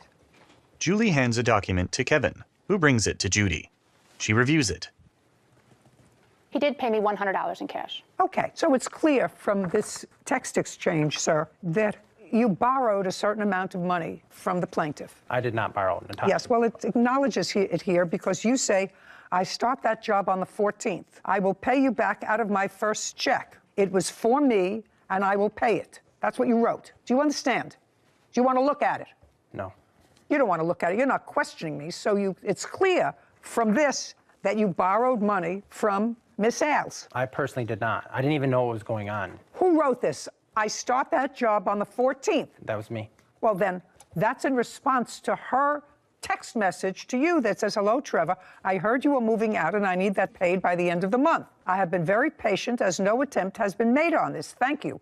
And you immediately wrote back to her and said, I start that job on the 14th, and I will pay you out of my first paycheck. That's what you said to her. Yes, ma'am. Yes, ma'am. Now, I'm going to get back and ask you the question I think I asked before. What was the loan for? I broke down in Oklahoma. In what month and year was that? About September of last year. September of 2021 is just about when you started dating Natasha. Correct. Okay, so your car broke down in Oklahoma. And? And it had to get fixed. And? So I rode the Greyhound bus back up to Michigan and waited until my car got fixed, which took months. I'm asking you, what was the loan for? To go back down and get my car. So it was $670 that you borrowed from her, and I want to know how it was that you got the money. I came in to Julie's house, and Natasha said, you're going to Oklahoma to pick up your car, because I didn't have any money right then and there, but I wasn't going to ask anybody. Just a second. I don't care what you were going to do, what you didn't do, what you thought about doing. You went into the house that the plaintiffs share. Mm-hmm. Not uh-huh. Uh-huh is not an answer. The answer is yes.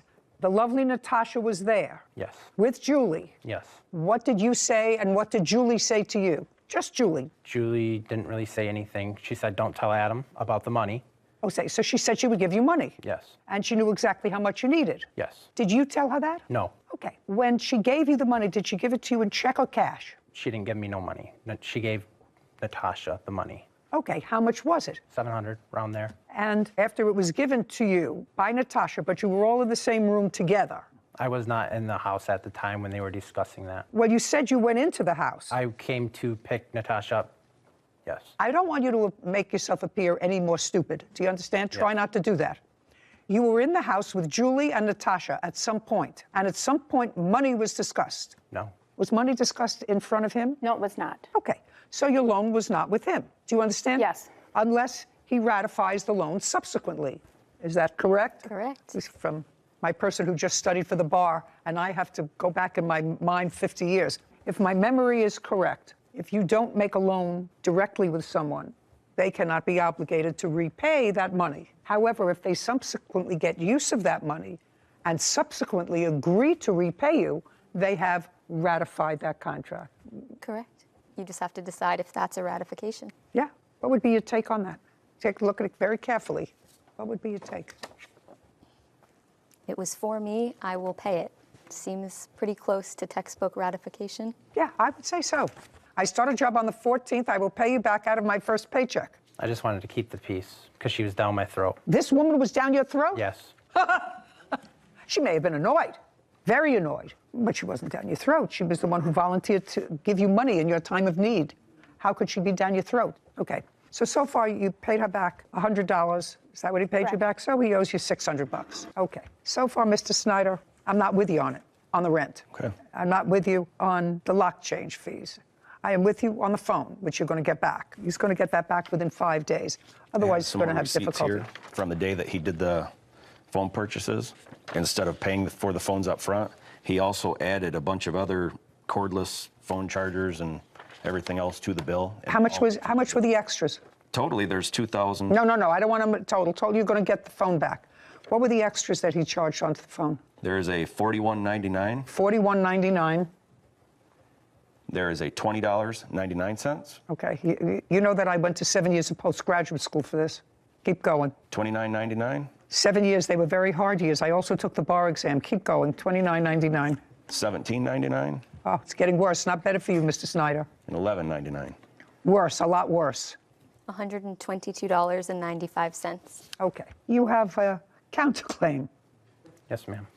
For what? Working on the farm. Okay. Tell me about that. From when to when did you work on the farm? November to the end of March. And what were you doing between November and March? I was feeding cattle when Adam was on storm, watering them. To March what? The end of March?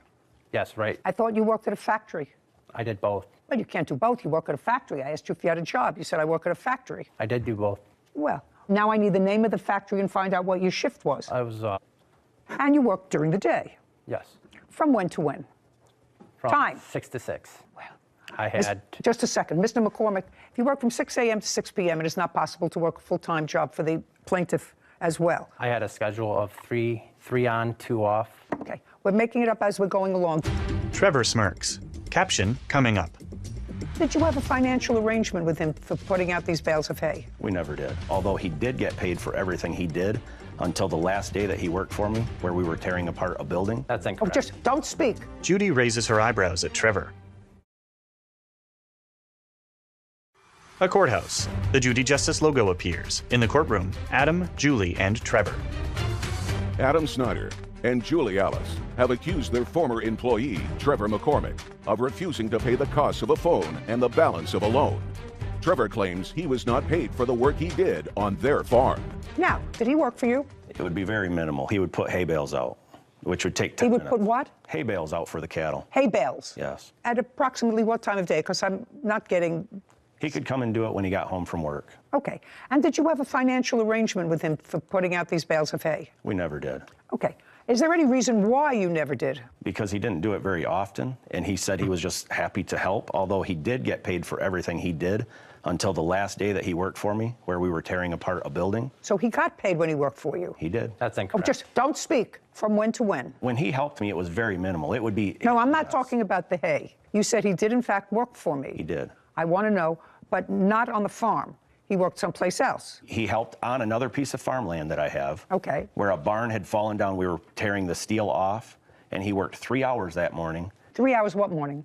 The last day that he was there, it would have been... So that's in March? Early, I would say the second week of March. Okay. When was the first time he worked there? I would say probably in January. And he was working at this other plant from 6 to 6 in March, Correct. according to him. So he did some work for you in the first month, which was January. Yeah, if he helped me, it might be 1 day a week. Fine, I just want to know if he got paid for it. That's what he's... Yes, he he did. can't do May something. How much did you pay him? It would depend on how much he worked. One day I gave him $300 for helping me for a day and a half on another demolition job I did. And you paid him in cash? Correct. Okay. That was for the demolition job. That wasn't for the farm. It doesn't make any difference, sir. If you have a full-time job and you're working part-time someplace else and you say he paid you. He did not pay me. Well, you say he didn't pay you for the farm. What he's saying is he had a job with me. He was a demolition job for which he got paid, which you do not deny. Is that right? I'm not. You just said that's not what I asked you. He paid you for the job that you did part-time for him, Yes, he paid me for that demolition. job, yes. So that's a yes. Yes. And what you're suing him for is allegedly money that he owes you for working on the farm during a period that does include March when you were working full-time someplace else. Correct. And working for him. Yes. And doing this work at the site in March, the first 2 weeks in March, because you got some money for that. Correct. So now you have, according to you, 3 jobs. 1, 2, 3. Yes. First of all, you had no fixed financial arrangement with him at the farm. Correct. He said he'd pay me what he can. That is not a contract. Okay, but let's move forward with that. Tell me what your chores were at the farm. I would go feed them hay. Just feed who hay? The cows. Okay, how many cows do you have? 130. Anybody else work on the farm or just him? Just me mainly, and he would help when I was gone. Okay, and in order to keep these animals alive, they have to be fed hay. Correct. For how many months did you feed them hay? 3. Once a day? Yes. And what time would you do this? Usually in the morning. Before you went to work? Yes.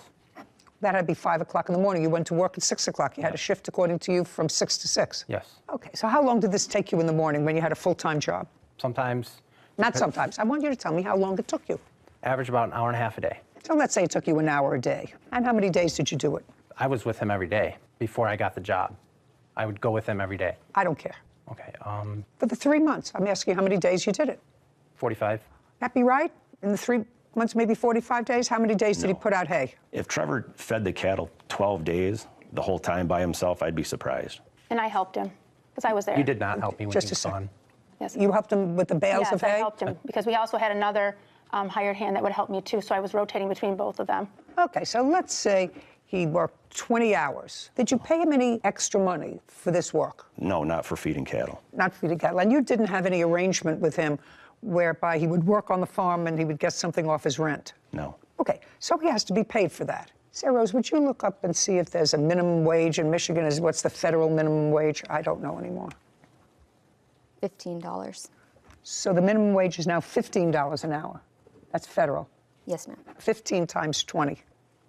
$300. Okay, so, Mr. Snyder, let's start with you. You are going to get your phone back within 5 days. On your cross-claim against Mr. Snyder, I am awarding you $300 on your counterclaim. That is for the work that you did on the farm. However, we are holding that check until he gets his phone back in good condition. Yes. Do you understand? Otherwise, you forfeit that money Yes, ma'am. to him. Do you understand?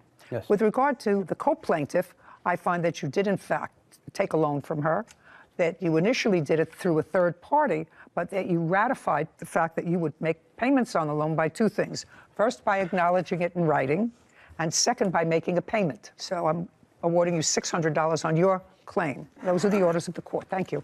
This court is adjourned. Outside the courtroom, Trevor, then Adam and Julie. I think they're scam artists. We came here to try to teach him a lesson that when he enters into contract with somebody, the contract is a contract. They're greedy. They want money. They need money. For being greedy, we did a lot to help this guy out. By doing pretty much anything they asked. Well, we've decided we're not helping people out anymore. They're on their own. Sarah and Judy. It's funny because if he didn't send those text messages ratifying the contract that someone else had made on his behalf, he could have gotten away without any responsibility. But when someone makes an agreement on your behalf and you then later either pay for it or admit responsibility that you know you owe it, then you've ratified it and you're held to that, even if you didn't make the initial agreement. See, and then the right thing happened. Yeah, it And did. the right thing happened. It did. So that's good. That's Taking all good. accountability. Yeah. Title, Judy Justice. Want justice? Go to judyjustice.tv. Did you ever move into the apartment? Never. But you would continue to pay the rent? Correct. I found out that the rent hadn't been paid, so that was a surprise. He's responsible for that rent money no matter what. You lived there alone? Mm-hmm. And he was paying the rent? Yes. This is Judy Justice. Emmett Moss is suing his former friend, Nadine Drury, for unpaid loans. Court come to order. All rise. Judy enters. Be seated, everybody. Kevin. Hello, Judge. How are you, Kevin? Case number 2015, Moss versus Jury. Thank you. You're welcome. Mr. Moss, prior to leasing an apartment with the defendant, had you known each other? Sort of. Tell me a sort of. So we met one time about a year prior. We have mutual friends, one of which had asked me to get ordained to marry her and her husband.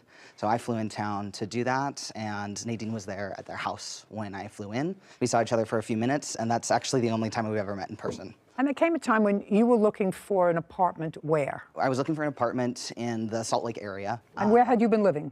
In Seattle. And where were you living, Miss Jury? In Salt Lake City. You were looking to move? Yes. So other than that one-time meeting when you were officiating at a mutual friend's wedding, you hadn't met before, but somebody suggested that you were looking for an apartment, you were looking for a new apartment, and perhaps you could rent an apartment together. Yes, that's fair statement. In fact. Yes, Your Honor. And in what month and year did that happen? It would have been in October of 2020 that this arrangement sort of came to be like, hey, maybe you should see if Nadine. Okay, but you did, in fact, sign a lease together. Who found the apartment? Nadine did. You did.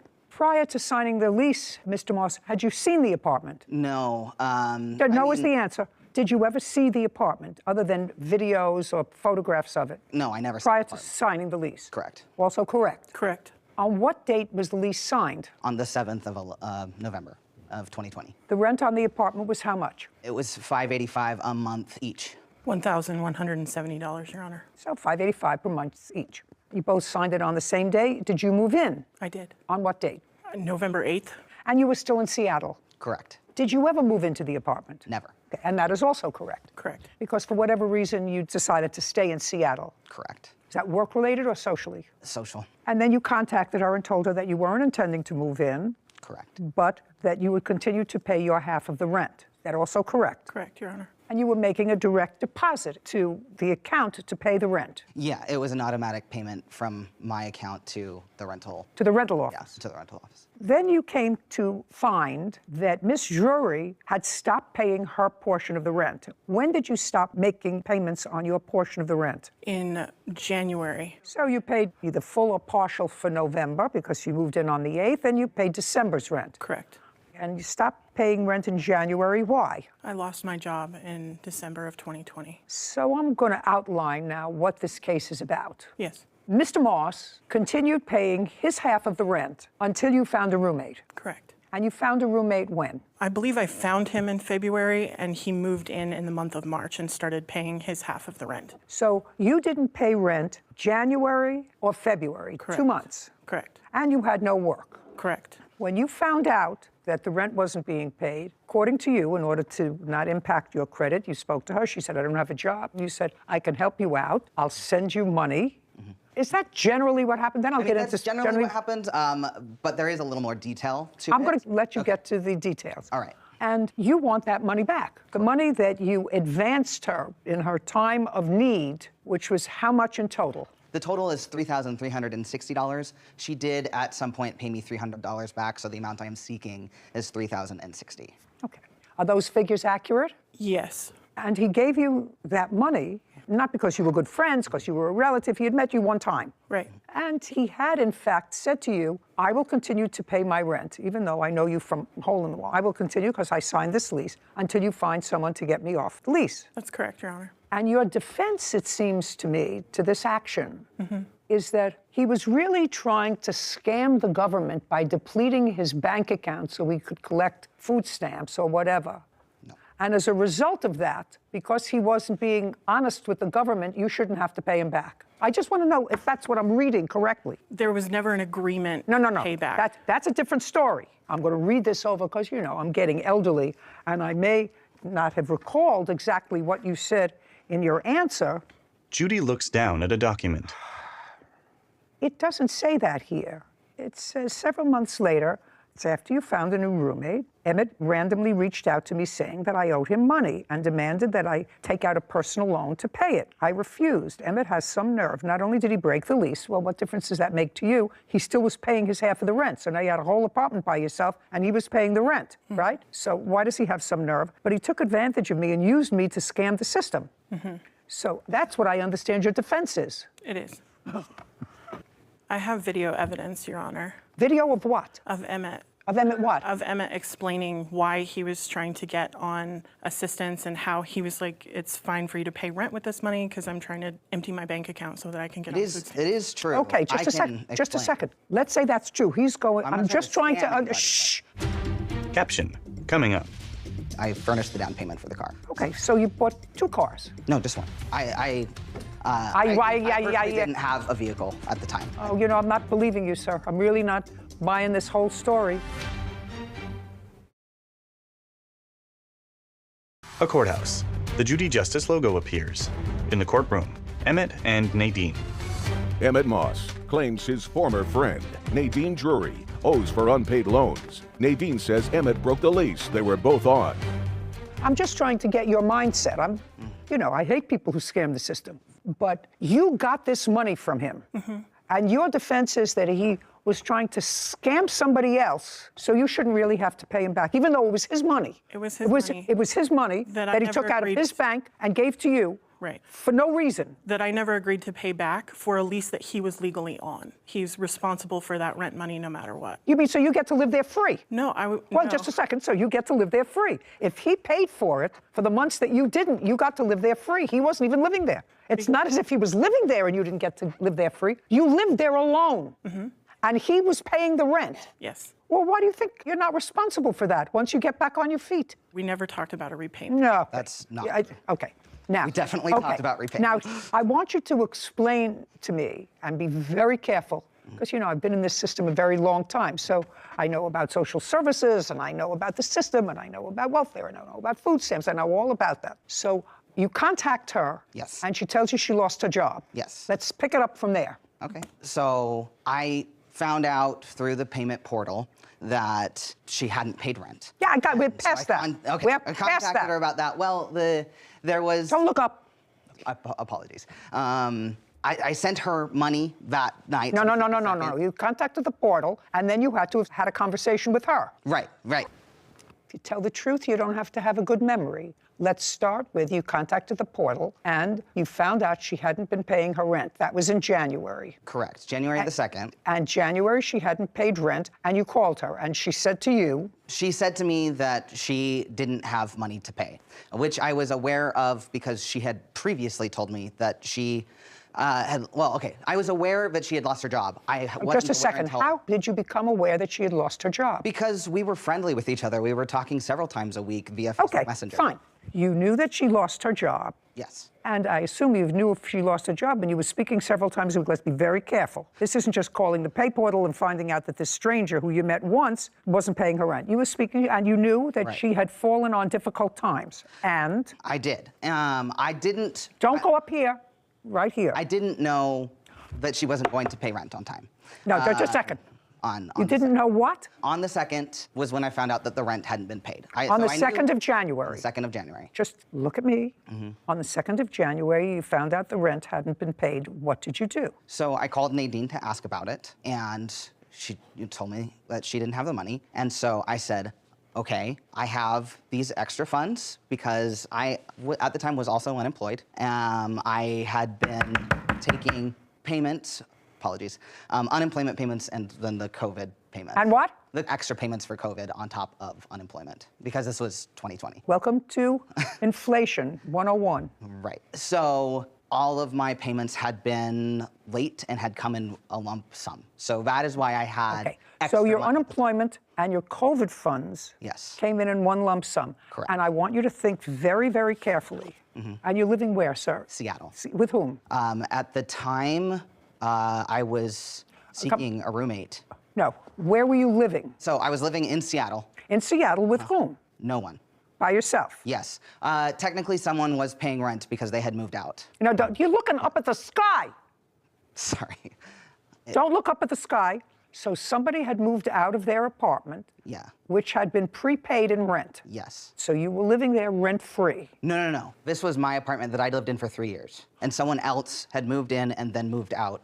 And they broke the lease, not me. They broke the lease, but they paid the rent. Correct. They paid their half. I was still paying my half of rent. I never defaulted on my rental payments in Seattle ever. And they were still paying theirs? Yes. So we were both each paying our respective parts of the rent. And I was paying rent in Utah. And you were paying rent where the defendant was living. Mm-hmm. Okay.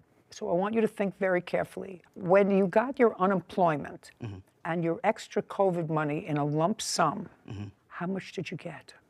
What? No, don't look over there. You know exactly how much you got. Yeah. You don't have to think about it. Just give me a number.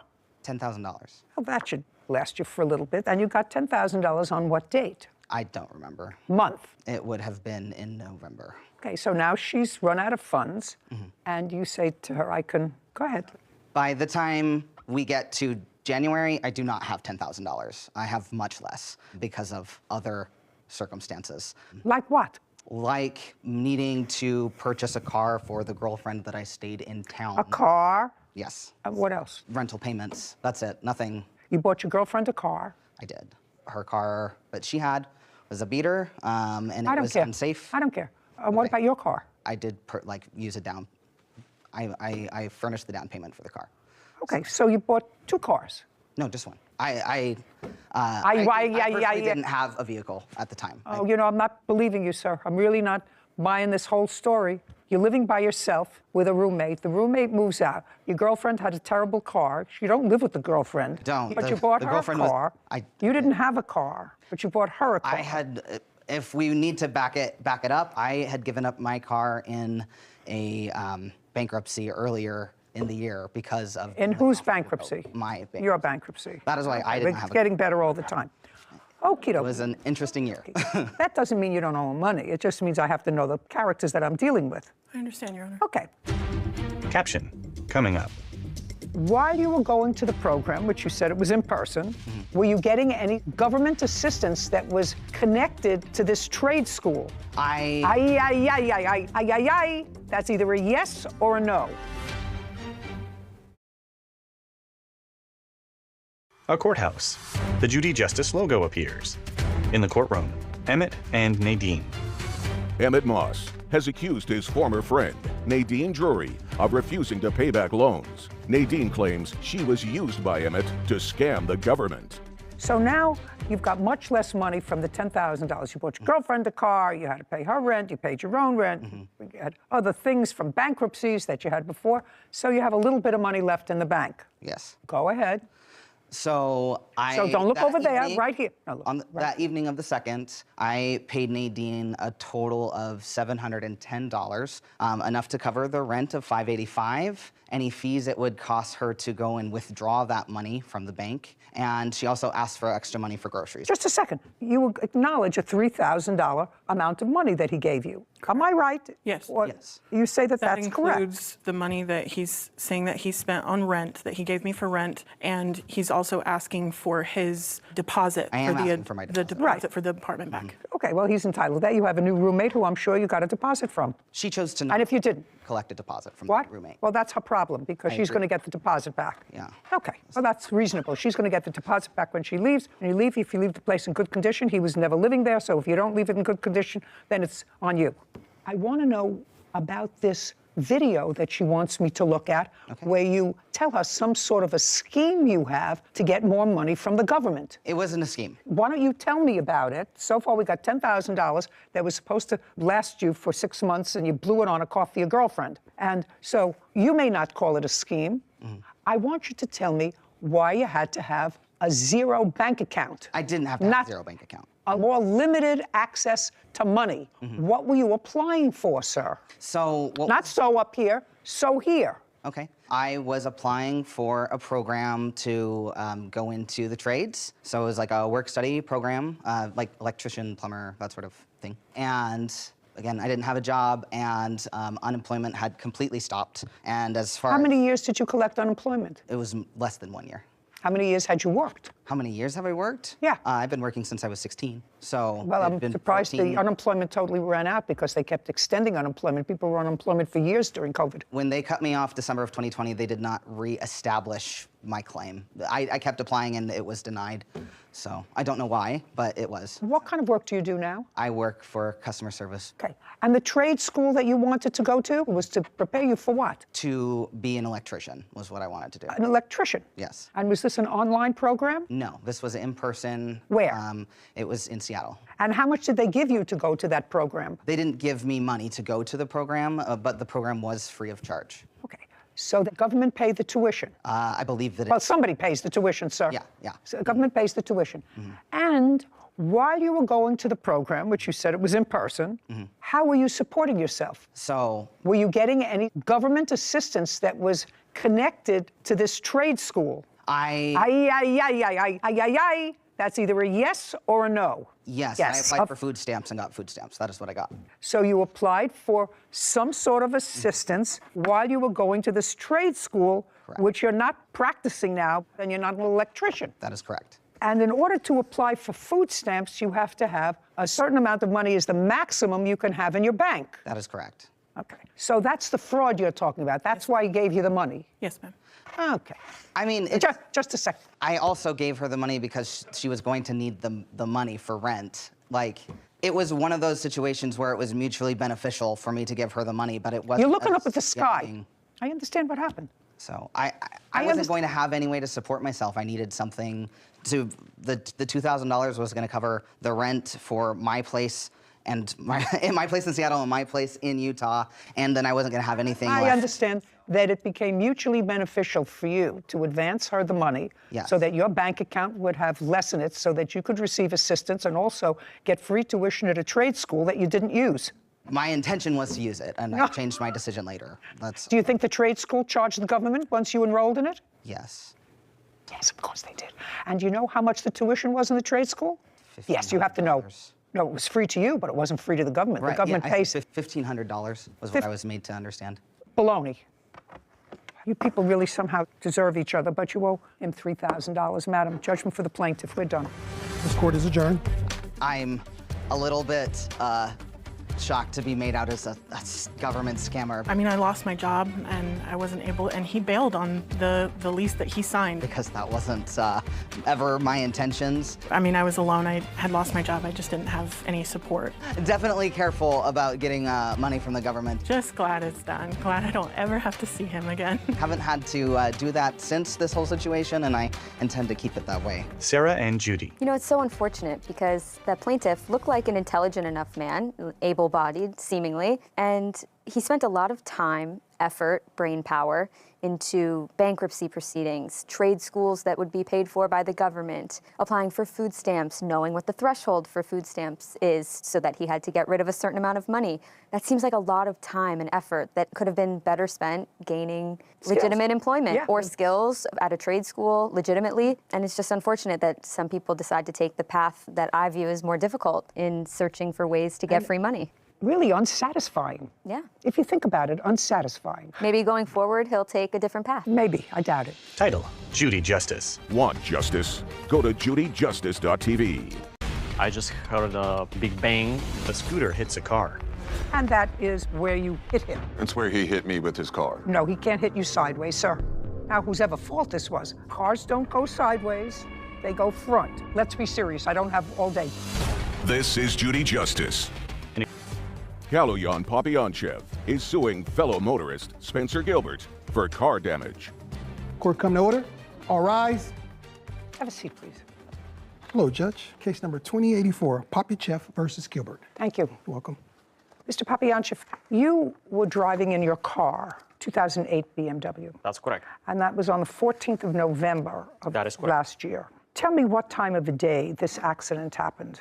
It was approximately 3:15 p.m. So daylight hours? Yes. And tell me where you were going. I was going eastbound on Sunset Boulevard in Beverly Hills. I was driving... Eastbound on? Sunset Boulevard in Beverly Hills. I was driving in the right, so-called slow lane, when I tried to make a right turn. Where? It's an intersection. The name of this The street is Palm Drive. Is that intersection controlled by a light or stop sign? No, there is no stop sign or a light.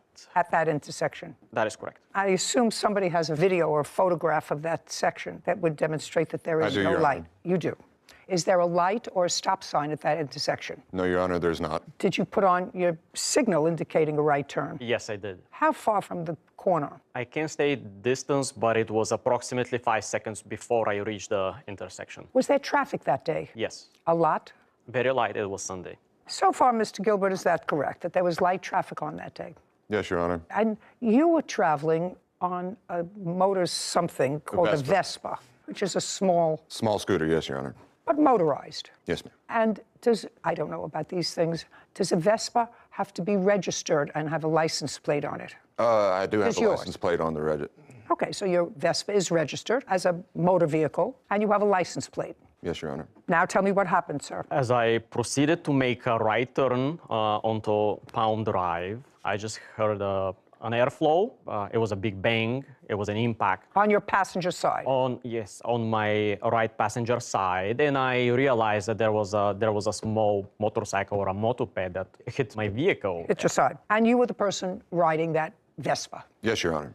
Okay. May I see the damage to your car? Yes. Kaloyan hands a photo to Kevin, who brings it to Judy. Sarah Rose, get me the price of the 2008 BMW 7 Series. Will do. Thanks. Judy reviews a photo of a dented passenger door. What you're talking about is this damage, sir, is that correct? Yes, front passenger. I see. Yeah. I've just made a circle. Can you see the circle that I've made? Yes, that is correct. Okay. And that is, Mr. Gilbert, where you hit him with your Vespa. It's where he hit me with his car. No, he can't hit you sideways, sir. He sideswiped me. He can't hit you sideways, sir. He can't slide into you. Now, whosever fault this was, I'll try to figure it out, but you hit him because this is the area of impact. Cars don't go sideways, they go front. You have pictures of your Vespa? Yes. I'd like to take a look at them. Your Honor, based on a 100,000-mile BMW 7 Series, between $4,700 and $7,800 is about the range. I just want to know, because I have to see what this kind of he's suing for $10,000, which is ridiculous. A photo of a scooter in a clump of shrubbery. That doesn't show me much, actually. Okay, so I can't see the front of your Vespa, sir. I assume that the front is the end that's damaged because I see the back. Yeah, the front end was completely just collapsed. A second. So the front of your Vespa was damaged because that's where you hit him with your Vespa. No, The Your Honor, back that's end incorrect. was not damaged, nor does it look like the sides are damaged. These are the pictures you gave me. The only thing I can't see is the front crushed end. Am I correct that I can't see the front crushed end? Okay. Yes. So now I'm telling you that based upon these photographs, yours and his, you hit his car. Okay, now that's the chart. Whose chart is that? It's from the police report. Great. Now, the police report doesn't show a bike lane there or any other lane. It shows that there's a car traveling in a car lane and the Vespa hitting. See, he can't hit. You can hit. He can't hit you. Now, tell me, sir, why is it that you were driving where you were? You were behind him initially. No, Your Honor. I was traveling eastbound down Sunset, heading to work. He was right next to me. When we got to Palm, he turned into me, pushed me. I barely was able to keep control of my vehicle. Is what you're telling me that your Vespa was never behind his? Caption, coming up. This you're not getting. I want you to get this right out of your mind. Your whole car isn't worth $10,000. Let's be serious. I don't have all day. Do you have a bill? And later today. And I know you're dying to tell me that there was noise there, that you couldn't live there, that it was terrible. Well, that's what happens when you live in a place with a whole bunch of other people. A courthouse. The Judy Justice logo appears. In the courtroom, Kaloyan and Spencer. Kaloyan Papyanchev claims fellow motorist Spencer Gilbert owes for car damage after hitting him with his Vespa. Is what you're telling me that your Vespa was never behind his? No, I was never behind his vehicle. Do we have any other video? I do have a dash camera video of the... May I see it, please? Footage of a scooter colliding with the side of a car. The scooter crashes into a clump of shrubbery. Play it again, please. Start from the beginning. So let's go slowly. Okay. Well, it's clear to me, Mr. Gilbert, that you came up behind him. Just go back a little bit. You weren't right next to him because... I was next to him because as he slows down to make his turn, that's when he makes contact with me. Slow motion footage of the scooter hitting the passenger side of the car. I was right next to him the entire time. Impossible. May I see the police report, please? Yes, there's actually 2 police reports. May I see them? Was anybody given a summons on that day? Nobody. Neither party was given a summons, is that correct? Not that I know of, Your Honor. Judy reviews the police report. Okay, so this is the narrative after witnesses were questioned, and the opinion based upon the witnesses' testimony and yours, and the fact that the police officer actually heard in the video the clicking of the turn signal indicating a right turn approximately 5 seconds before the right turn was executed according to the police officer as a result of viewing the cam that he had, the video, that he was making a slow right turn. He had turned on his signal approximately 5 seconds before, and you were coming up on him on your right. And it says, based upon the video footage, I determined that the first car, and that would be his, should not have been placed at fault for this collision because he activated his turn signal and made a safe turn to go southbound on Park Drive. The fault of the collision is on the part of Mr. Gilbert for violating 21-755 CVC, which states in part that the driver of a vehicle may overtake and pass another vehicle on the right only under conditions permitting that movement safely. I'm reading you the police report. Do you have another police report? Yes, I do, Your Honor. Prior to this or after this one? This is the only police report that I know of. Oh. I wasn't aware there was 2. Well, this was a supplementary police report. What is the date of yours? All I have is what my lawyers gave me. Well, I'm going to show you this one, sir. Yes, ma'am. And this one was after viewing the cam. Yes, Your Honor, my police report predates his. Predates it. Well, that's after the officers looked at the dash cam, heard the signal, and saw you coming up from behind. I'll take it back now. I've seen the damage on your car, sir. Yes. Which, while I wouldn't like to have it on my car that's 14 years old, it is on your car. It's not worth $10,000. Your whole car isn't worth $10,000, sir. So if you want to show me a reasonable estimate for fixing that, I'll be more than happy to look at it. Yes, I do. And this estimate was given to me by the only body shop that is authorized by BMW. Well, find another body shop for a 14-year-old car. I'm certainly not going to consider giving you anything near the value of your total car for something that is on the door of one side of the car. Have you had the car fixed, sir? I had the entire door replaced, but it's still... Replaced by whom? By a body shop. Good. Yeah. And if you had the whole door replaced, you must have a bill. This you're not getting. I want you to get this right out of your mind. Your whole car isn't worth $10,000. Let's be serious. I don't have all day. Do you have a bill for the door that you replaced from a body shop, which is what I said a moment ago? No, I do not have it with me. The vehicle is still due paint and dents and scratches repair. Well, they're going to fix the car, and if they can fix the car for $2,000, have it fixed. That's my judgment. Judgment for the plaintiff. We're finished. This court is adjourned. Spencer, then Kaloyan. Certainly not happy about it. I am happy. It is something. The problems that this gentleman's caused my life. It happened in about 2 seconds. I was like riding right next to the dude and he just turned into me and I went into the wall and that was pretty much it. I had to call 911 immediately because I wasn't sure if he's dead. Because of what he did, I wasn't able to go to work for 2 weeks. I lost 2 of my jobs. First thing to do is you call 911 and then deal with, the rest of the circumstances. Sarah and Judy.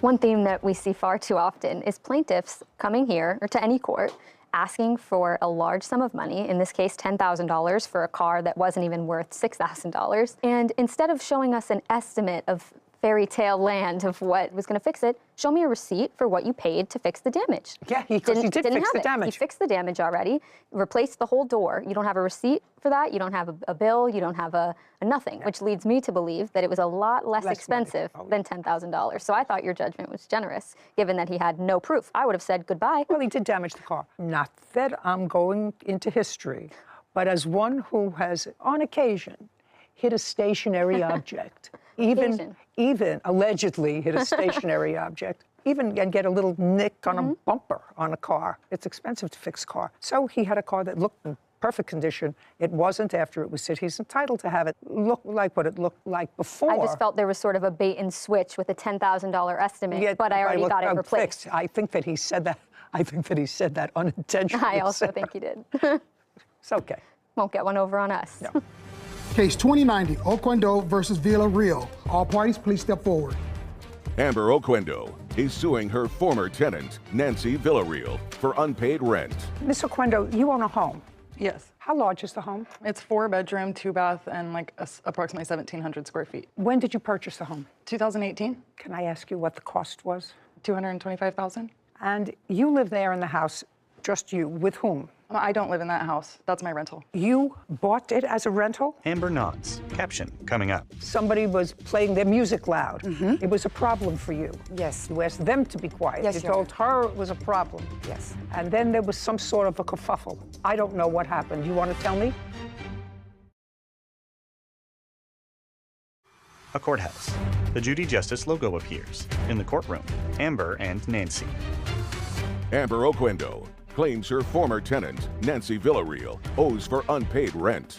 Nancy is countersuing for her security deposit. Now, you bought it as a rental? You bought it as a business? Originally, I purchased it and I lived in one room. My kids shared a room and I rented 2 rooms until I was able to establish basically a history of being a landlord. And I then purchased another home and I live in my own residence, and that one is fully a rental as of now. And also a resident of that home are your parents? Yes, they are in the master. And you have another tenant there? Yes, there are a few other tenants. Tell me who. So I have one tenant who has asked not to be identified by name, but he is in one room that I have marked as room number 2. And then I have another tenant who's in room number 3. And then Nancy was in room 4, and there's now a new tenant in that room. Okay, this is what it's about. The defendant was a tenant of yours. It didn't work out. And it was a short tenancy. I think it lasted no more than a month. Yeah, right. Is that right? June of this year? Yes, Your Honor. It didn't work out. She left. It is your claim that she left owing you a month's rent. And I assume from your paperwork that the month's rent was $774. So it was $650, and then the $774, or the remaining difference was just for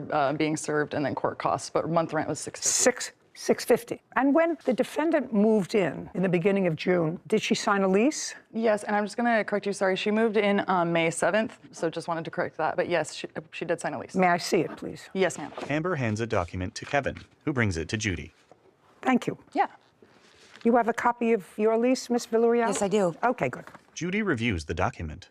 So it's a month-to-month tenancy. It's an at-will with 30 days written notice. Okay. According to the lease, there was a security deposit of $650. Yes, ma'am. Did the defendant pay that when she moved in? Yes, she did. Okay, because that's your counterclaim. You say you want your security deposit back. Yes, ma'am. I assume from reading both of your complaint and answer that this turned out to be not a happy tenancy. You don't live there on a full-time basis. The defendant did live there for a short period of time. You moved in, rented a room, and you gave her $650, and you moved in on May 7th. Yes, Your Honor. Correct. And you moved out on what date? I moved out on July the 7th, July the 10th. So you were there for 2 months? No, I was there for 1 month. May to June, June, July. May 7th. I moved in I believe it was June, because I moved out July the 7th. Our lease was signed on May 7th, so I know that. Yes, the term of the lease is beginning May 7th. That's the term of the lease, according to this. So I don't care when you moved in. Okay. The term of the lease was May 7th on a month-to-month basis. So you were there from May 7th to July 10th. So you were there for 2 months. Okay. We're going to get into the whys, wherefores in a moment, but did you pay the month of May? Yes, Your Honor. Did you pay the month of Yes, May? ma'am. Good. Did you pay the month of June? No, Your Honor. Okay. And you lived there until July 7th? No, I actually lived there until... You just told me July 10th, as a matter of fact. Whitney's going to tell me what date you gave as your move-out date. You said it was July 10th. She said, I moved out on July the 10th. Okay, July, then it was, yes. July So you 10th. were there for 2 months? Yes, Your Honor. Okay, if you were there for 2 months and you only paid 1 month's rent. Yes. So far, you owe her 1 month's rent.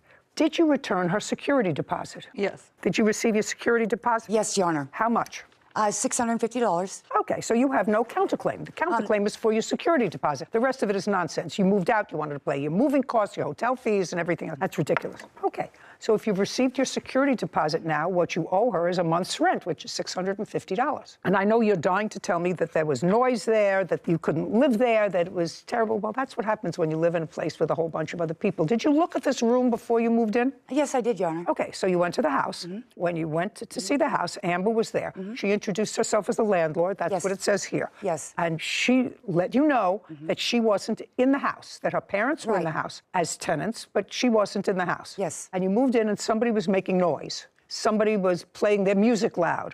It was a problem for you. Yes. You asked them to be quiet. Yes, you Your told her it was a problem. Yes. And then there was some sort of a kerfuffle. I don't know what happened. Do you want to tell me? Yes, Your Honor. I am a federal employee, Your Honor. And when I signed this lease back in May, it states there, and I'm also in recovery, Your Honor, and it states very clearly in the lease that there's absolutely no smoking on the premises or no drugs on the premises, Your Honor. There was absolutely marijuana being smoked in the house. And right after I brought that to her attention, I then received a 30-day termination notice. Okay. Because I absolutely could not live in that house anymore. With my job, I felt it was not a safe place for me. Where did you go? Just Just a second. Is that your son? This is my son. Okay. Does he live in the area? I know you called him and he came and helped you move. Yes, correct? ma'am. Who does he live with? My son? He rents a room with roommates. So he has roommates? Yes. Tell me where you went when you left. You didn't get a 3-day notice to quit. You got a 30-day notice from her that she was not renewing the lease pursuant to this. Right. You chose to leave in 3 days. That was your choice. Because you had 30 days to stay, and you had a month-to-month tenancy. Okay, you chose to leave. So where did you go? I got a U-Haul. I didn't really have a place at the time to go, but my boy's grandmother offered her place to me, so I stayed there for a couple weeks. She said, you pay $180, I'll let you stay here for a couple weeks until I was able to find another place, Your Honor. And then you did? Yes, ma'am, I did. Great, okay. So your security deposit you have, and she doesn't have a month's rent, which is $650. Are we done here? Judgment for the plaintiff for the amount of $650. We're finished. Thank you. This court is adjourned. Amber, then Nancy. I am not aware of anyone using marijuana in my house. There was marijuana being smoked in the house. My dad says that he's not smelling it, so I guess I can't really attest to the legitimacy of that. It was not a safe place for me to be. Judy and Sarah. You know, some people don't realize, Sarah, that if you leave a premises that you have lived in, it's like going to a restaurant and ordering a steak and then delivering the steak, you're taking a bite and say, you know, I really don't like that steak, and finishing it, and then telling the waiter you're not going to pay for the steak. I always say you ate the steak. If you're a tenant and you find the living conditions such that, you know, you find it untenable to live there, you have a prerogative of changing your residence, but you don't live there for 2 months and only pay for 1, and then make excuses because you ate the steak. Title, Judy Justice. Have you been cheated? Go to judyjustice.tv. So today we will discuss about another unforgettable scandal of WWE, that was CM Punk's exit and legal battles from 2014 to 2019. One man that always finds a way to make news is CM Punk, who has had his share of controversy over the years both inside and outside WWE. While the 45-year-old is a polarizing figure, the majority of drama involving the Chicago native have been wrestling related and could be hardly labeled scandalous.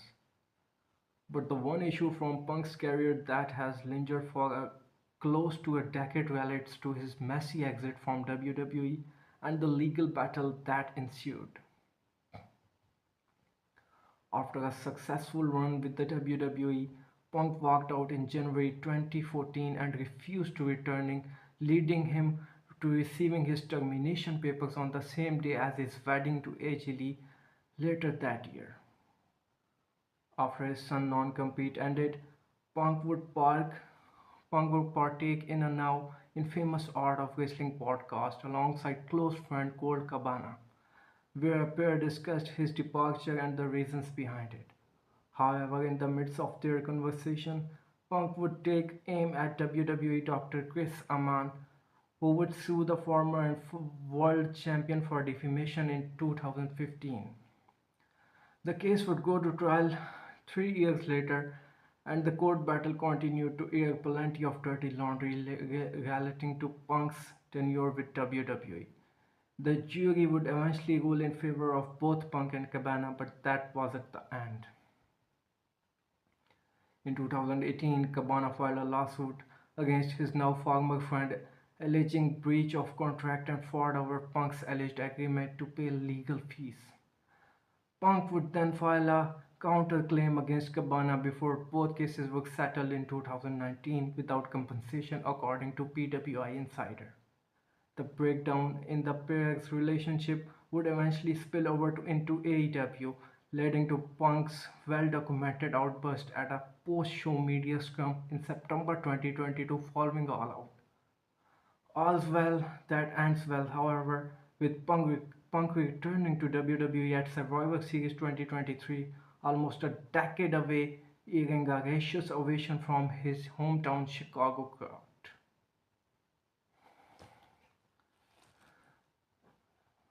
So number 2 is Owen's Hart death in 1999. It would normally be unusual to refer a person dead as scandal that stained a company, but the situation involving Owen Hart and his ultimately passing his remained one of the most devastating and controversial in WWE history.